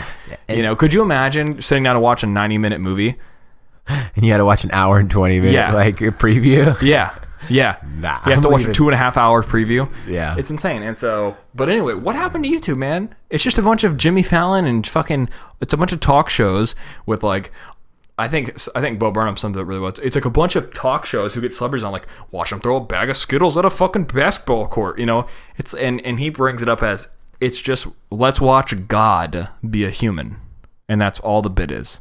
Look, Terry Crews is so rich and successful, but he elbow farted the national anthem. He's so cool, or something like that. It's like, let's watch like God. Ellen DeGeneres is like, let's play Never Have I Ever with Drake and Jared Leto. Yeah. And it's like 15 million views, and you're just like, no, it's true that what you mean about let's watch God Be Human. I think that's a huge appeal as far as celebrity videos go. I mean, that's probably all of them.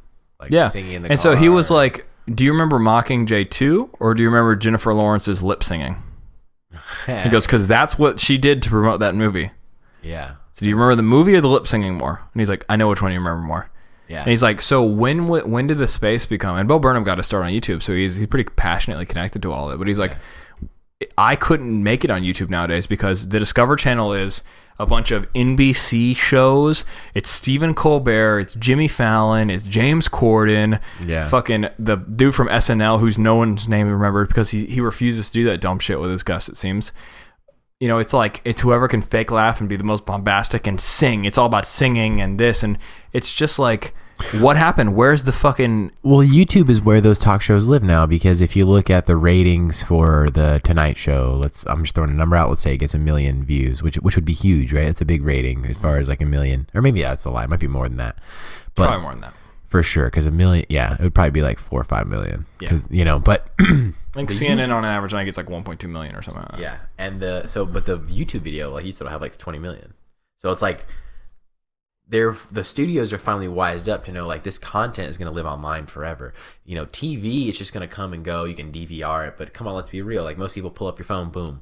You know, Jimmy Fallon, like you said, it'll be like a 6-minute video of like a segment of an interview with Jamie Foxx talking about whatever the fuck he's talking about. So, like, I think it just makes sense. Like, people vote with their dollars. Like money makes shit happen. So like if you're gonna be NBC and you have, you know, Lay's, and then you're gonna pay YouTube to have your video on the Discover, of course YouTube's gonna do it. You know, like it's just that's just a fact. Why would they promote you as a user? Because like you're saying, YouTube was in its infancy in what, 2005 is when I got started, 2004, something like that. Yeah. So like, you know, it's been around for about 12 years now, and YouTube is the biggest video platform. It's the Google, ironically Google owns it. It's the Google of video platforms. You know, there was like eBaum's World and Vimeo. Vimeo's still around, but it's come on, YouTube is the Rolls Royce of video services. Like, you know, no one Yahoo's something.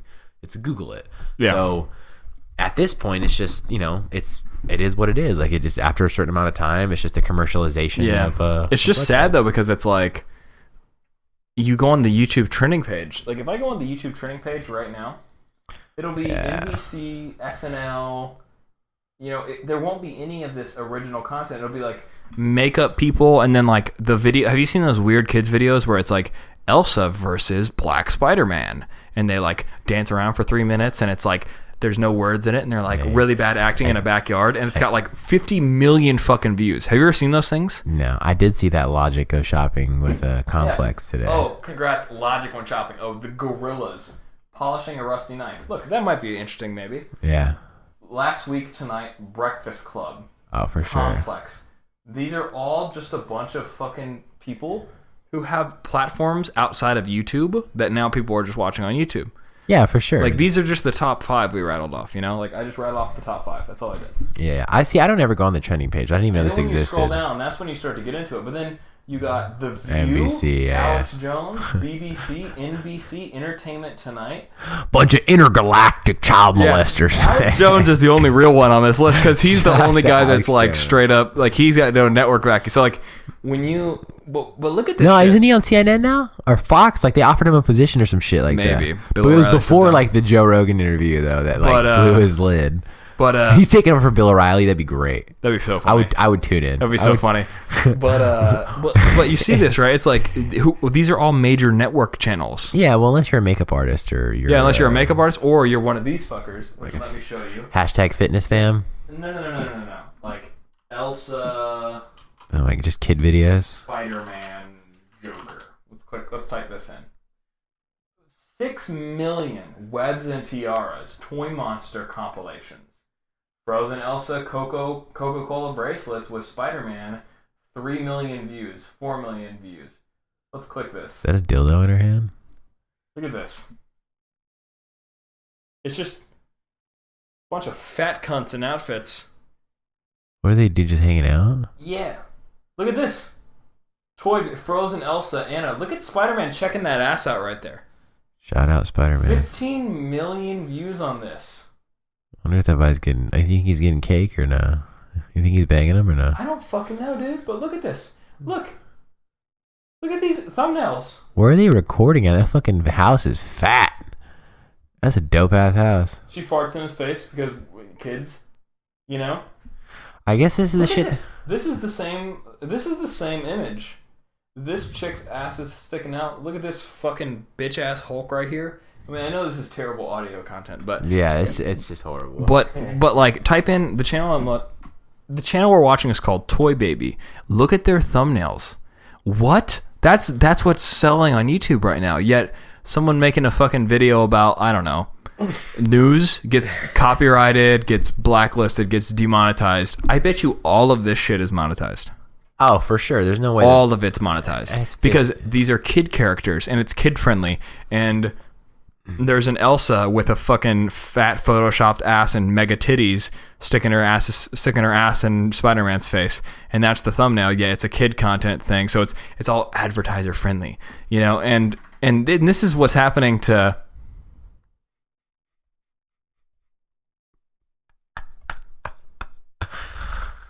Carry on, sir. And this is what's happening to this is what's happening to YouTube, and it's fucking so sad, dude. Yeah. Because one of my favorite YouTubers, for people that are listening, is David Firth. You heard of David Firth? Is he the guy who vlogged his life forever? No. He's the guy that makes salad fingers and he makes a bunch of twisted, fucked up animations. Oh yeah, the one where he's like chopping the dice in half, and it's like that one was kind of cool. I like that one. Yeah, well, he has a new one called Cream. I think you've showed me, and it's just this really dark, twisted animation that's like very violent and very like gory and very twisted. I fucking love that shit. That dude's like, I make no money. My shit is monetized for like 15 seconds before the algorithm picks it up. I don't know. It's just and yet, this for some reason is all considered fine. And this is the big media, right? Taking over YouTube. Like they basically just took all of their competitors over by migrating to YouTube the way they are. Well, it's YouTube's prerogative in the sense that what are you to do when you become a partner with YouTube, and they say, yeah, I'm not saying YouTube shouldn't allow it, because clearly they should. I mean, they're making as much money as possible, but what I'm saying is that for the small YouTuber, like, it's pretty much, yeah, you just have to use YouTube now to promote other products. Or promote like your website and host everything there. I mean, it's like time, if you're a small YouTube provider or you're someone like David Firth, or you make raunchy jokes or you talk about the news, it's kind of time to get off the platform if you want to start making your money again. I don't think you can ever, not ever, that's a lie because things evolve, but you definitely can't just get off the platform. Like, you need to host the content on both websites, and obviously in the links add, your website links. And incentivize your website. Yeah, and merchandise, and you get a video. If you watch on the web, there's one video that goes up on the website a week that doesn't come up on YouTube. Something like that. Or like, even if they're all come on YouTube, because again, you want like visibility. You want them a week early? Go on my website, that kind of thing. Yeah, like visibility is huge in the sense of like, YouTube just, it is what it is. They can do what they do because it's the biggest, like I said, it's the biggest platform, and so you need to be on there just for this to exist. Like, you can't really have any media like this podcast. Like, we couldn't have it without the social media. Although like our podcast grows on its own fine just through the audio, but it being on social media and tagging things and hashtagging things and it coming up on people's discovers, like we talked about, if the NBA finals and a million people, it says like 10 million people are Instagramming about this, and it's going to pop up on that feed, and someone might see the picture and boom, click on it. Okay, what's this? Like, even if it's rare, like, you just need that exposure, and it's kind of like, that's why these companies have you by the balls, because when you're a Joe Rogan or a Fighter and the Kid or whatever, what's the motherfucker who interviewed the president? Why am I losing his name right now? Jimmy Fallon? Who podcasted the president? Mark Maron. Oh, the podcast of the president. I don't know why the hell. I saw his face and I couldn't say it. When you have, or Adam Carolla, when you have a listening like that, you don't need to put your show on YouTube. You just wouldn't need to. Like, if you were just, so it's, when you are in that growing stage, that's why it's kind of a bummer that, you're not getting paid for it. But at the same time, it's like, well, what the fuck am I to do besides? I think like a lot of people are worried though, because it's like, who are NBC's advertisers? AT&T, Ford, Chevy, whatever. Who are the people that are pulling their ads from YouTube? AT&T, Ford, and Chevy, right? Mm-hmm. And so it's like, we'll pull our ads from YouTube until no one that makes content that competes with us can afford to compete with us. Because think about who competes for that audience, right? Mm-hmm. It's the same people that are like PewDiePie and Smosh and whatever the big channels are, right? Mm-hmm. They're competing for the same audience that NBC are. Mm-hmm. Well, let's withdraw all of their revenue until they can't compete anymore, and then we'll move in and we'll take over, and then we'll come back to the platform. Yeah, and so when you see shit like this Toy Baby fucking YouTube channel, which I've never heard of before, but has over 1 million subscribers, when you see a channel like this, all of a sudden you're thinking to yourself, oh, I get it. The reason why they can have ads is because they're not competing for the same audience. Yeah. And you know what's fucked up? 15.5 million views. How many people do you think are just parents letting this play for their children? I'm sure a lot of parents. Because do you really think every click was because they were like, damn, Elsa's ass is fat? No, I think it's just kids seeing it and be like, oh, boom, Spider-Man this. But, so many kids have access to the internet now that I don't think, parents are really, like, it's impossible to really monitor your kids, because even if you don't give your kid a smartphone or a computer, which like 95% of homes have, their friends are going to have it. So there's nothing you can really do as far as monitoring any of this shit. Like, even if parents aren't clicking on it, which I'm sure, like, some of them are because they're not paying attention. They're like, oh, cool, Spider-Man, boom, here you go. Here, watch this. I'm going to cook dinner. You come back and fucking Spider-Man's dry humping Elsa. Yeah, pretty much. Yeah, he's like, hey. Yeah. But yeah. I don't know. It's a saddening change of events for me, because as someone that really enjoys really dark content, I don't feel like I can. I don't feel like I'm gonna get it out of YouTube anymore. I feel like a weirdo. I start watching fucking violent porn or something. Start. Yeah. I'm big into like creepy shit. Like I'm big into like Courage the Cowardly Dog.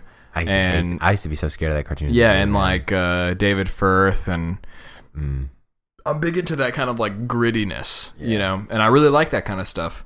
Yeah. And I feel like for me, my YouTube listening or my YouTube watching pleasure is just like totally disappearing now. You know? Yeah, I haven't been able to be on YouTube lately. Like I fuck with Bob Ross at night when I go to sleep. That's the only really thing I listen to. It's weird. I put it on and don't even watch it. I just put it in my earphones and I'm just like out. Yeah, no, just his voice and then the hearing the paintbrush and it's great. But I feel like ASMR. As the I hate those videos. Automatic. It's annoying when I know something meridian response. Yeah, when someone's trying to like actually do that. When you hear like, I'm just gonna. They always have like going on, which I hope our audience just cringed the way I do because that shit sucks. I hate that. The only time I condone domestic violence if a chick eats with their mouth open. That's fucking. I'm just kidding. It's a joke, Bill Maher. It's a joke. It's a joke. No. Don't apologize. Yeah, don't apologize. That's right. Beat that bitch. So Brockhampton, yeah. But real quick, I just want to complain about my week for a second. Not complain. Okay, hit me with it. I'm not complaining. So my family's in town, so I'm like trying to spend time with them every day, which I have been all day, every day. Sounds like a nightmare. It's cool, my mom and my siblings and stuff, but like I told my boss that I work with, really nice guy. I'm friends with his son. You met him. My buddy Ethan, I guess. Okay, yeah. Yeah, I'm not gonna say his last name, so I guess it doesn't matter if I talk about his first name. But so like before I knew like my mom was coming, like a couple weeks before, he asked me if I could dog sit / house sit this like a week in June and a week in July. I did it last year. He pays me, so it's all gravy. I'm getting paid for it, so who cares? But I said yes before I knew my mom was coming. So and they're up in like Cape Cod, like whale watching and visiting family up north. So like I wasn't gonna cancel on him. Like, oh no, I can't now. Yeah. I told the guy yes, I'm gonna do it.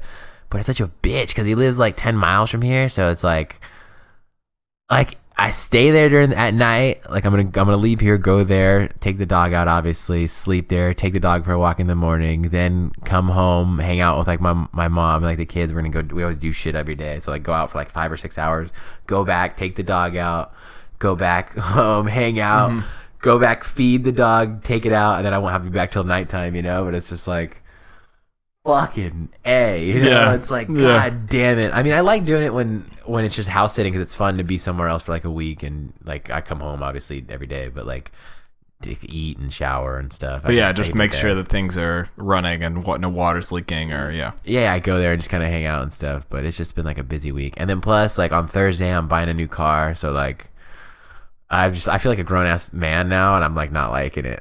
I hate being busy, man. I fucking hate it. I like being productive. I don't like being busy. Yeah, there's a difference, and people don't know sometimes, but there's a huge difference. I'm balling now. I can't wait. I'm buying a. I can't. I guess you guys will see. Well, you guys will. So you'll peep it on the gram. Keep it on the gram, dog. I got the cash and picked out and everything. I'll tell Christian what the whip. Follow us on Factually Incorrect Podcast on Instagram to see the post. See the post. Yeah.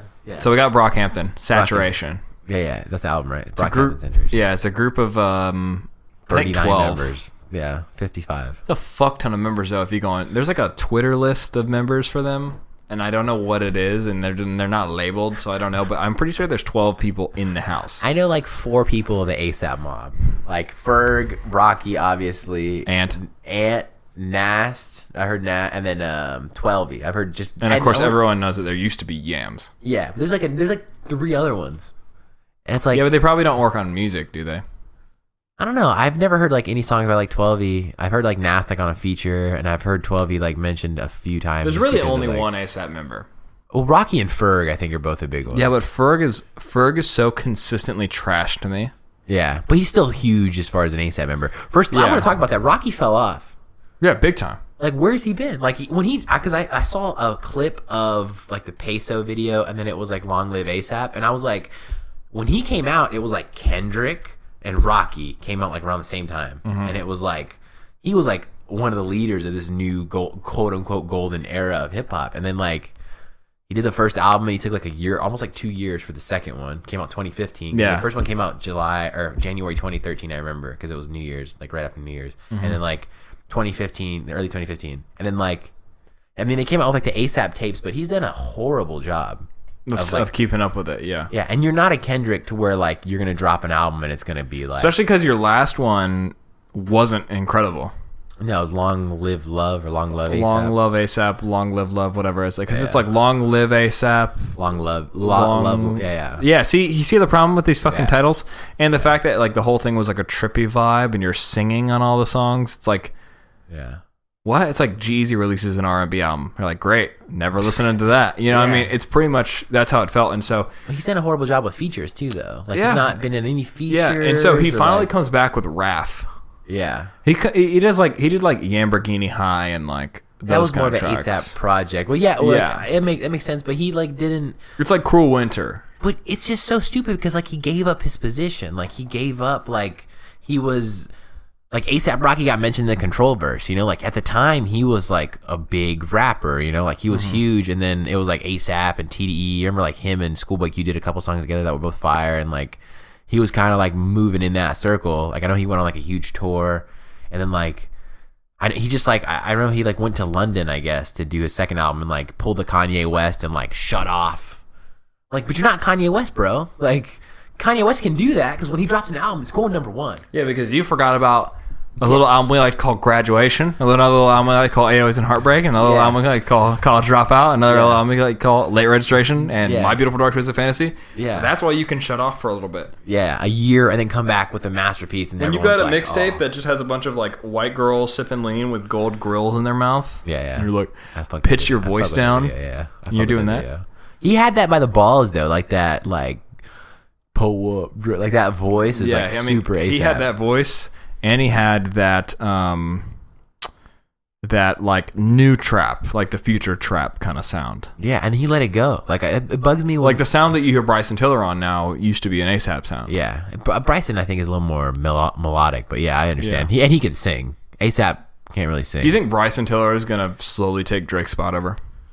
I was thinking The Weeknd, because The Weeknd kind of was like that dude for a little bit, and then like he kind of went more pop, which he's great at pop. You know, he's like the new Michael Jackson as far as like his voice is eerily similar, but I don't know. Like I said before, man. Like I know you didn't really like Trap Soul when it came out because the distortion in his voice. I know you were kind of like. I was critical of the sound quality. And I think it's purposely like that. But I liked the content and the vibe was very like Drive at Night, and it was obviously it's heavily Drake influence, but.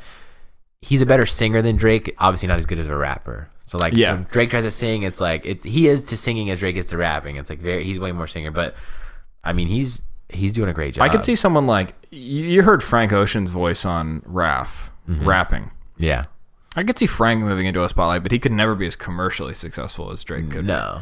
But I think Bryson Tiller could very easily be as commercially successful as Drake is. Yeah, in his first album, he had a couple of joints where he was like rapping and he was good. Like he wasn't fire, but he was like, I'm like, okay. He like has flow. He knows like how to rhyme. He knows. Yeah, and one thing he does a decent job at from the brief stint I have with his music background is that he really avoids the cringe bars, which is something that Drake struggles with. But I feel like Drake's cringe bars put him on the map again. They keep him on the map. Because then if you're not talking about how hot the album is, at least you're talking about Channing Tatum. Yeah, I guess so many Channing, call me Channing Tatum.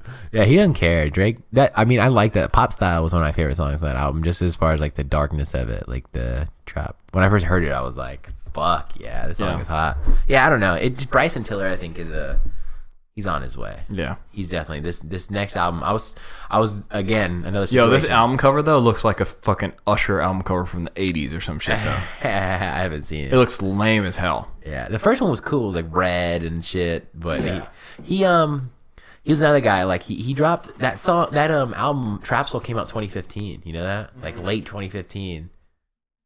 That's the album cover. I don't like the font and the white stripes on the bottom. Yeah, it looks like a Need for Speed soundtrack. Yeah, very like Too Fast, Too Furious, like boom, True to Self 2. Yeah. We have more cars. Yeah, I don't really fuck with it. He should have just made the picture of his like face with a red one in the background. Or put his face and then paint it blue. So Saturation by Brockhampton is an interesting album. 12 members. They all met on, I said it earlier in the podcast, but Kanye2the.com, and then eventually joined up, clicked up in South Central California, and they live in a house together now. So why'd you say it's an international rap group? Because they're different races? Like, or different nationalities, I guess? Yeah, well, I don't know that because they met, like, one of them is from London. Yeah. One of them Spanish or French, right? Because I heard one of them speaking French on the album. Spanish. Was it Spanish? Yeah, the guy Roberto who comes in on the skits. Yeah. Okay. By the way, those skits apparently say, like, my name is Roberto and no one will remember me after tonight. And the next one says, like, my name is Roberto and after I commit suicide, you'll all forget who I am. And the last one says, like, life is so lonely or whatever. They're all very, like, sad. Yeah, it feels really weird because the album is not, like, a super emo album, really. Bitch, don't kill my vibe. That's what I started thinking. I'm like, God. Yeah. So serious, Roberto. Yeah. They're Unless really you really like, need help, then call the suicide hotline. But yeah, they're really dark. Speaking of which, Joyner Lucas has that album out with his phone number. Oh, yeah. Bad move, huh? For sure. Every song is that. I don't know if it's his phone number. It might be like a suicide hotline, though.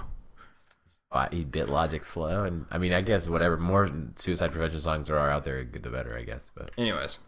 But yeah, so Brockhampton. When you first texted me Brockhampton, I was like, "What the?" I was like, "I have never heard of them." And I think that they're probably they'll be big in the same way X is big right now. I bet. Temptation. Yeah, because whose name I refuse to say, Tentacion. I refuse to say. But they will be big in the same way that X is right now, I think, because they're not gonna blow up mainstream like he wants to. He wants to be a pop star. X got lucky in the sense that Look At Me was such like a viral. He got lucky that Drake bit his shit. But I think if Drake didn't bite his shit, he wouldn't have been that big.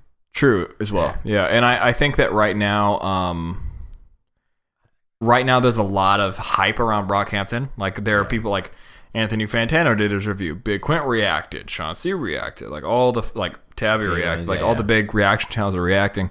I feel like they react off their reactions. Like they see someone reacting. Yeah. Because they all do the same reactions. Yeah, but now also they have music videos for all their shit, and Vice did a documentary about them. And so they're gaining steam. They're gaining steam. Yeah. And then like Complex did a piece about Kevin Abstract. So like they're gaining steam. Is he like the first? He's the guy that organized it. Well, he's the first open homosexual rapper. Maybe he might be. I doubt he is the first one, but he's definitely one of the only ones I can name. Yeah, because Frank Ocean don't count. It's because he's not a rapper. But he's also not gay, right? He's bisexual. Is he bisexual? I thought he was gay. I thought he was bisexual. I know Chance the Rapper's brother's bisexual. Because in that rap song, he says, "Seen her on the gram, seen her in the OZ, pockets full of mint leaves." I just thought he was saying to like relate to people. I don't even know why the fuck it matters. All right, sorry, go ahead. Yeah, who cares? But no, I thought he whatever. I thought he was bisexual, but I don't think who fucking cares. So yeah, they're gaining some traction, and like one thing that I think that we'll agree about. Gay.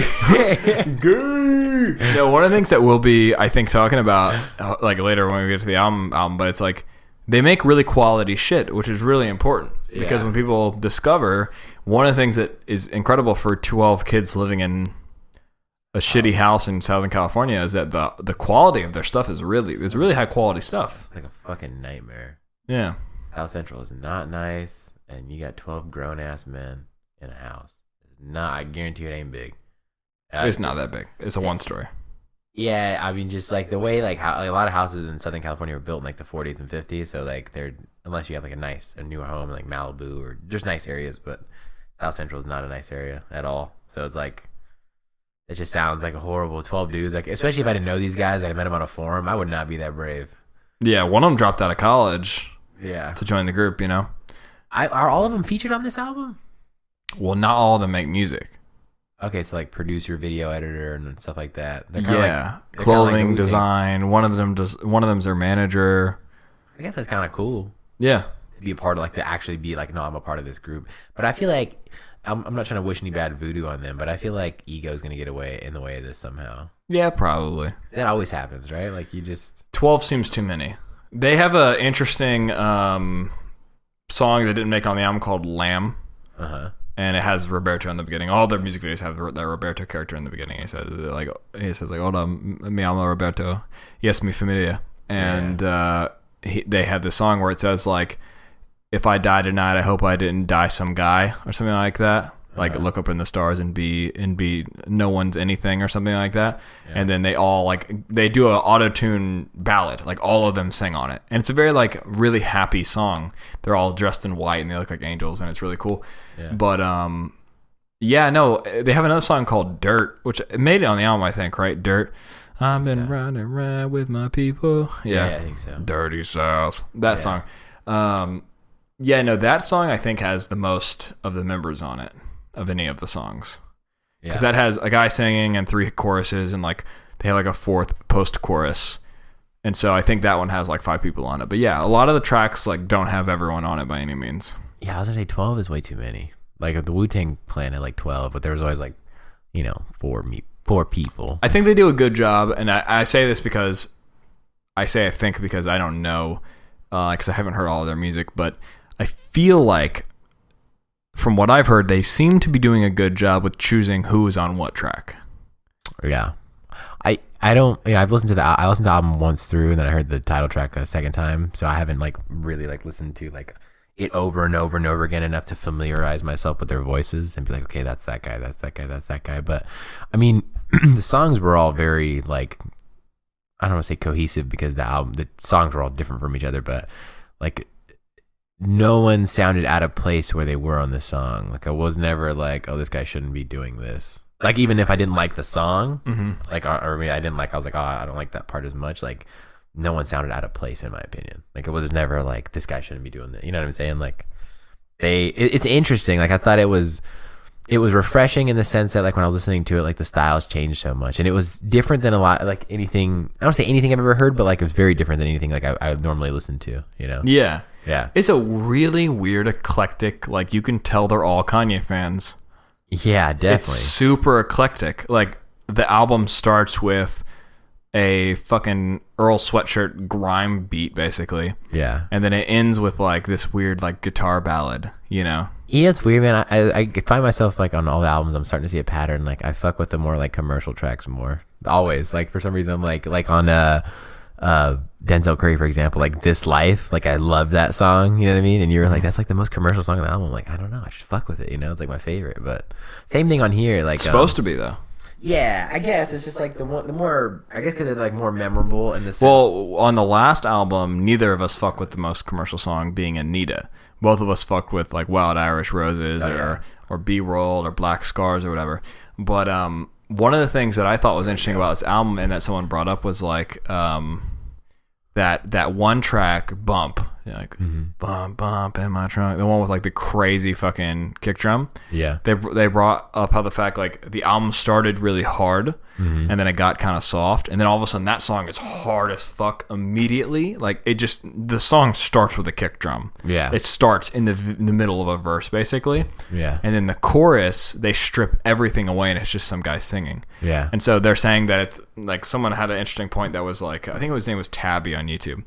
And he had an interesting point that it was like the album started in your face and then it got really quiet and then this song came along and it's like the conflicting song. It's like, do we be in your face or really quiet? Yeah, yeah. And then it kind of like soothes down. So it's like we go from being really hard, like all the bangers are in the front of the album, and then it slowly fades away from bangers.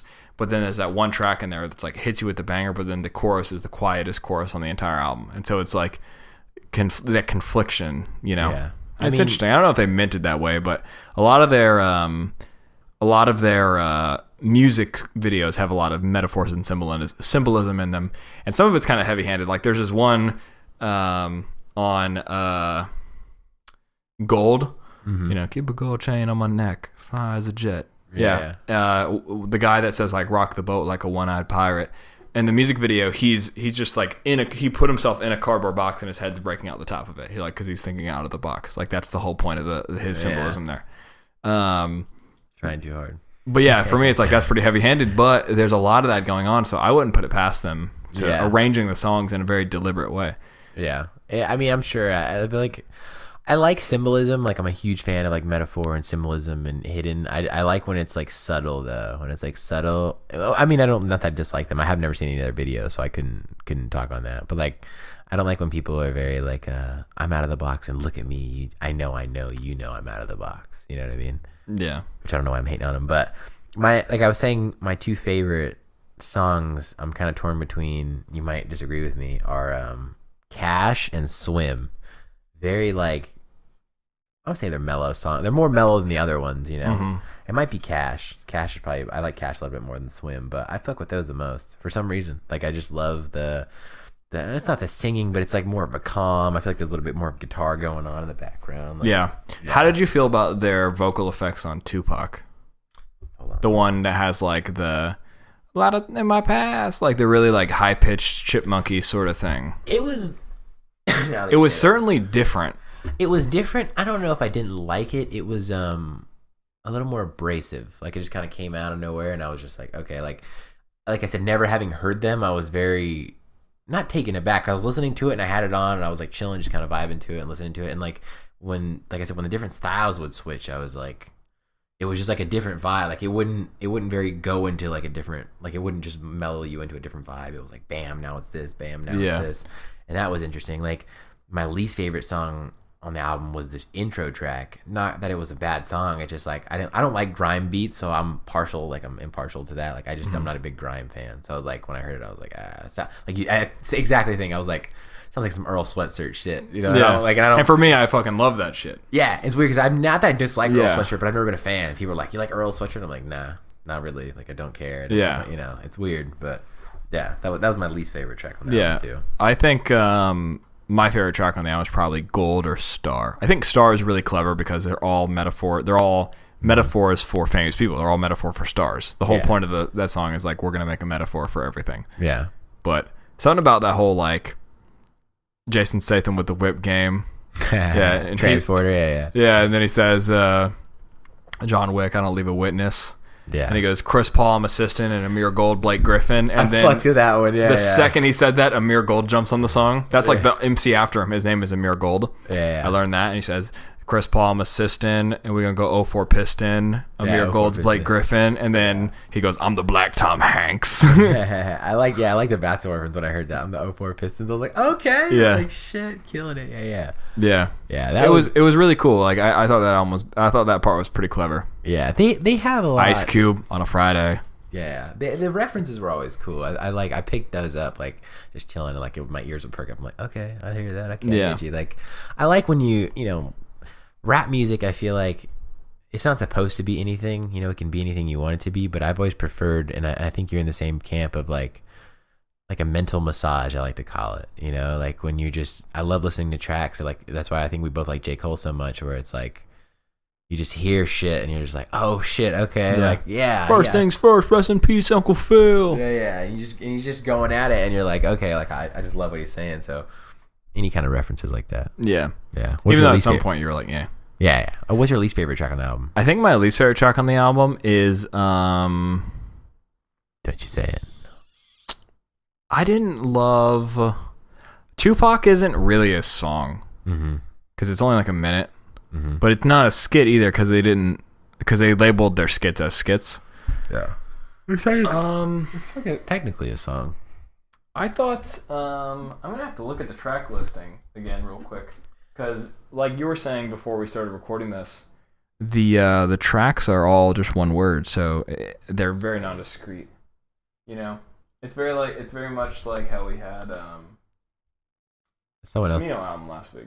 Yeah, Smino did that. Kendrick did that too. Yeah.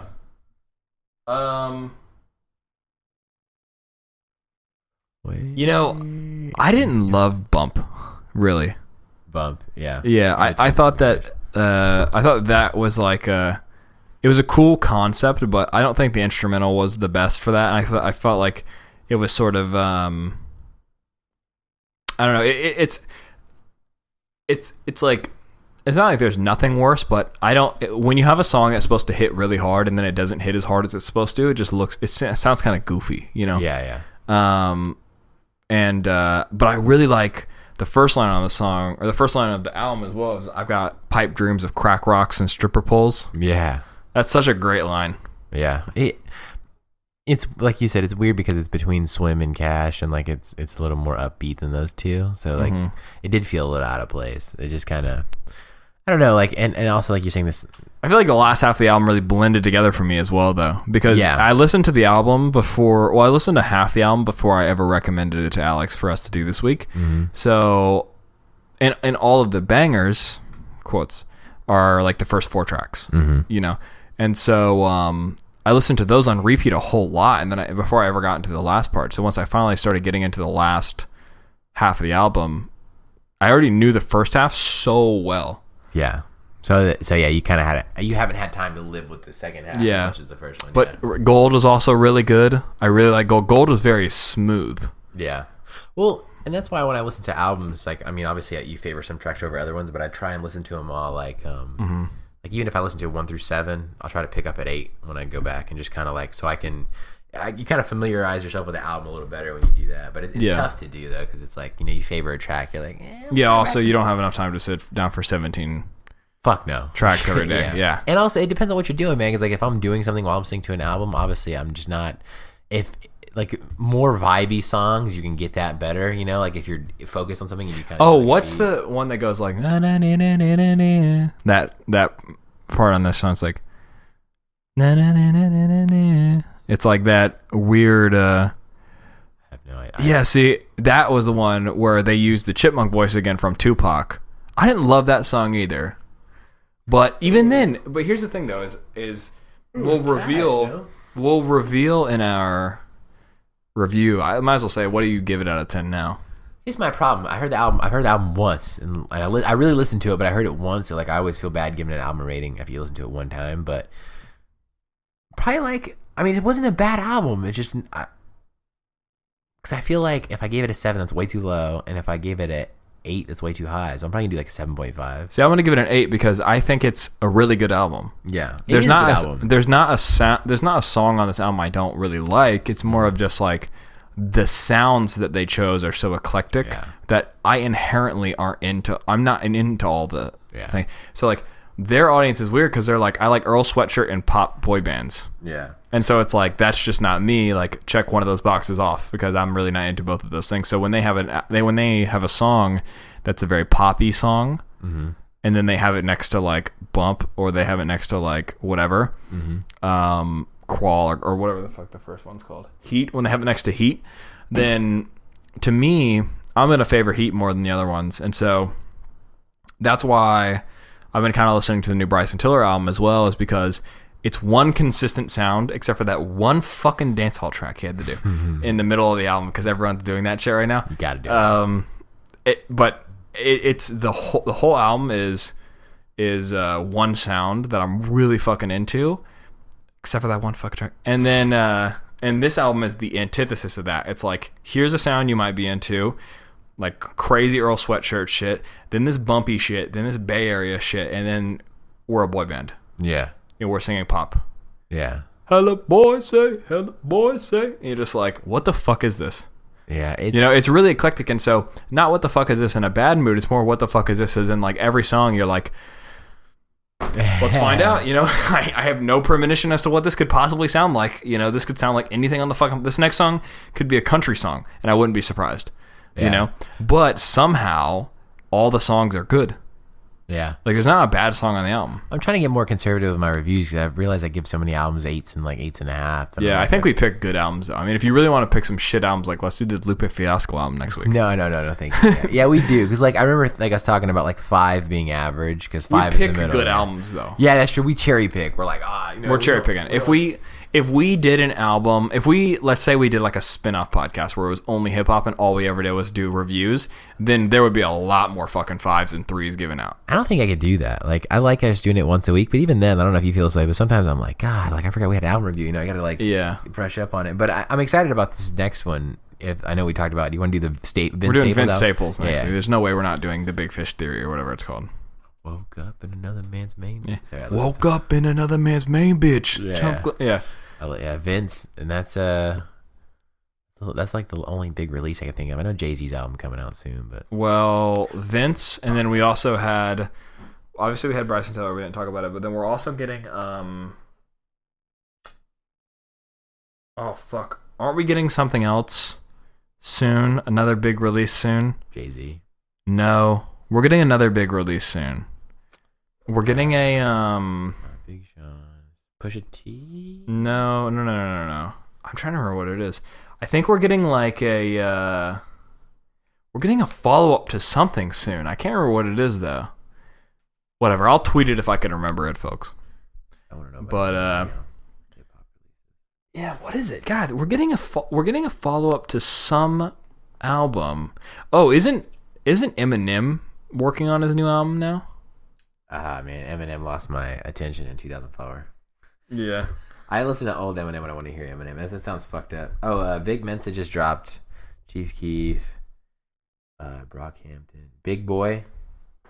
No. 2 Chainz, Pretty Girls Like Trap 2 Music. Chainz, that's it. 2 Chainz has an album coming out. Yeah, Pretty Girls Like Trap Music.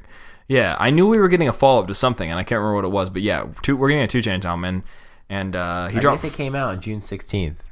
Oh. Well, fuck us.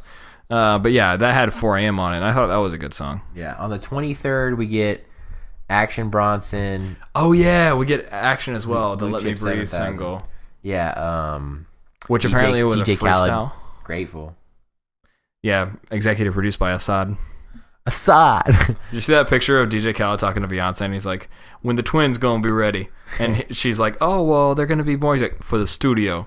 Yeah. He was like, I saw a funny meme. It was like Jay-Z, and he's like, what do you mean I can't be there for the birth? And he's like, Khaled, it's gonna be like, me and Beyonce. He's like, well, what's gonna happen when she gives birth to the first twin? Who else is gonna look at you and say another one? Yeah. Yeah. I fucking love DJ Khaled. Assad. Yeah. He's Assad. like, Drake vocals coming yet? Yeah, Drake vocals coming. Drake like getting back at him on Snapchat. Yeah. Yo, Khaled. Yeah. Yeah, just fucking with him. Yeah.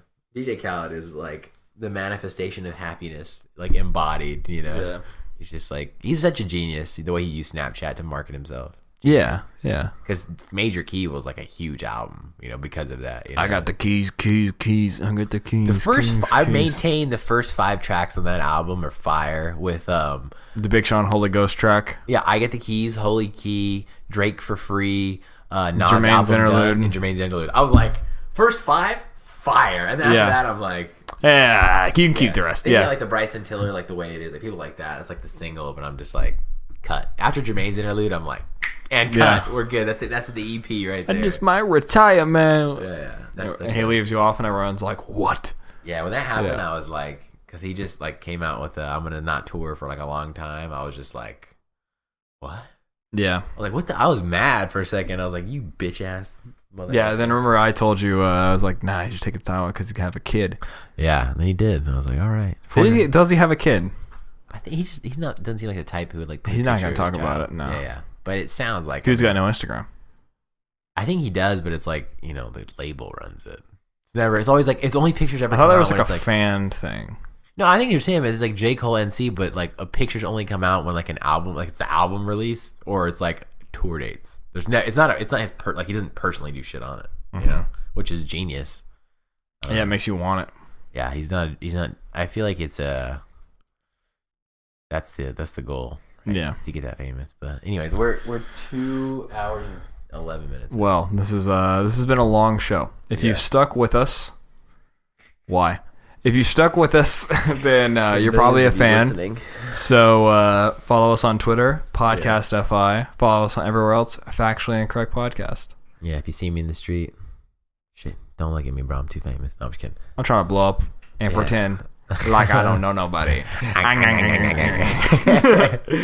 All right, we're out. Peace. That's it. Peace. Yeah, it has to be the ending. Peace. Yeah, it has to be the ending. Peace. Yeah, it has to be the ending. Peace. Yeah, it has to be the ending. Peace. Yeah, it has to be the ending. Peace. Yeah, it has to be the ending. Peace. Yeah, it has to be the ending. Peace. Yeah, it has to be the ending. Peace. Yeah, it has to be the ending. Peace. Yeah, it has to be the ending. Peace. Yeah, it has to be the ending. Peace. Yeah, it has to be the ending. Peace. Yeah, it has to be the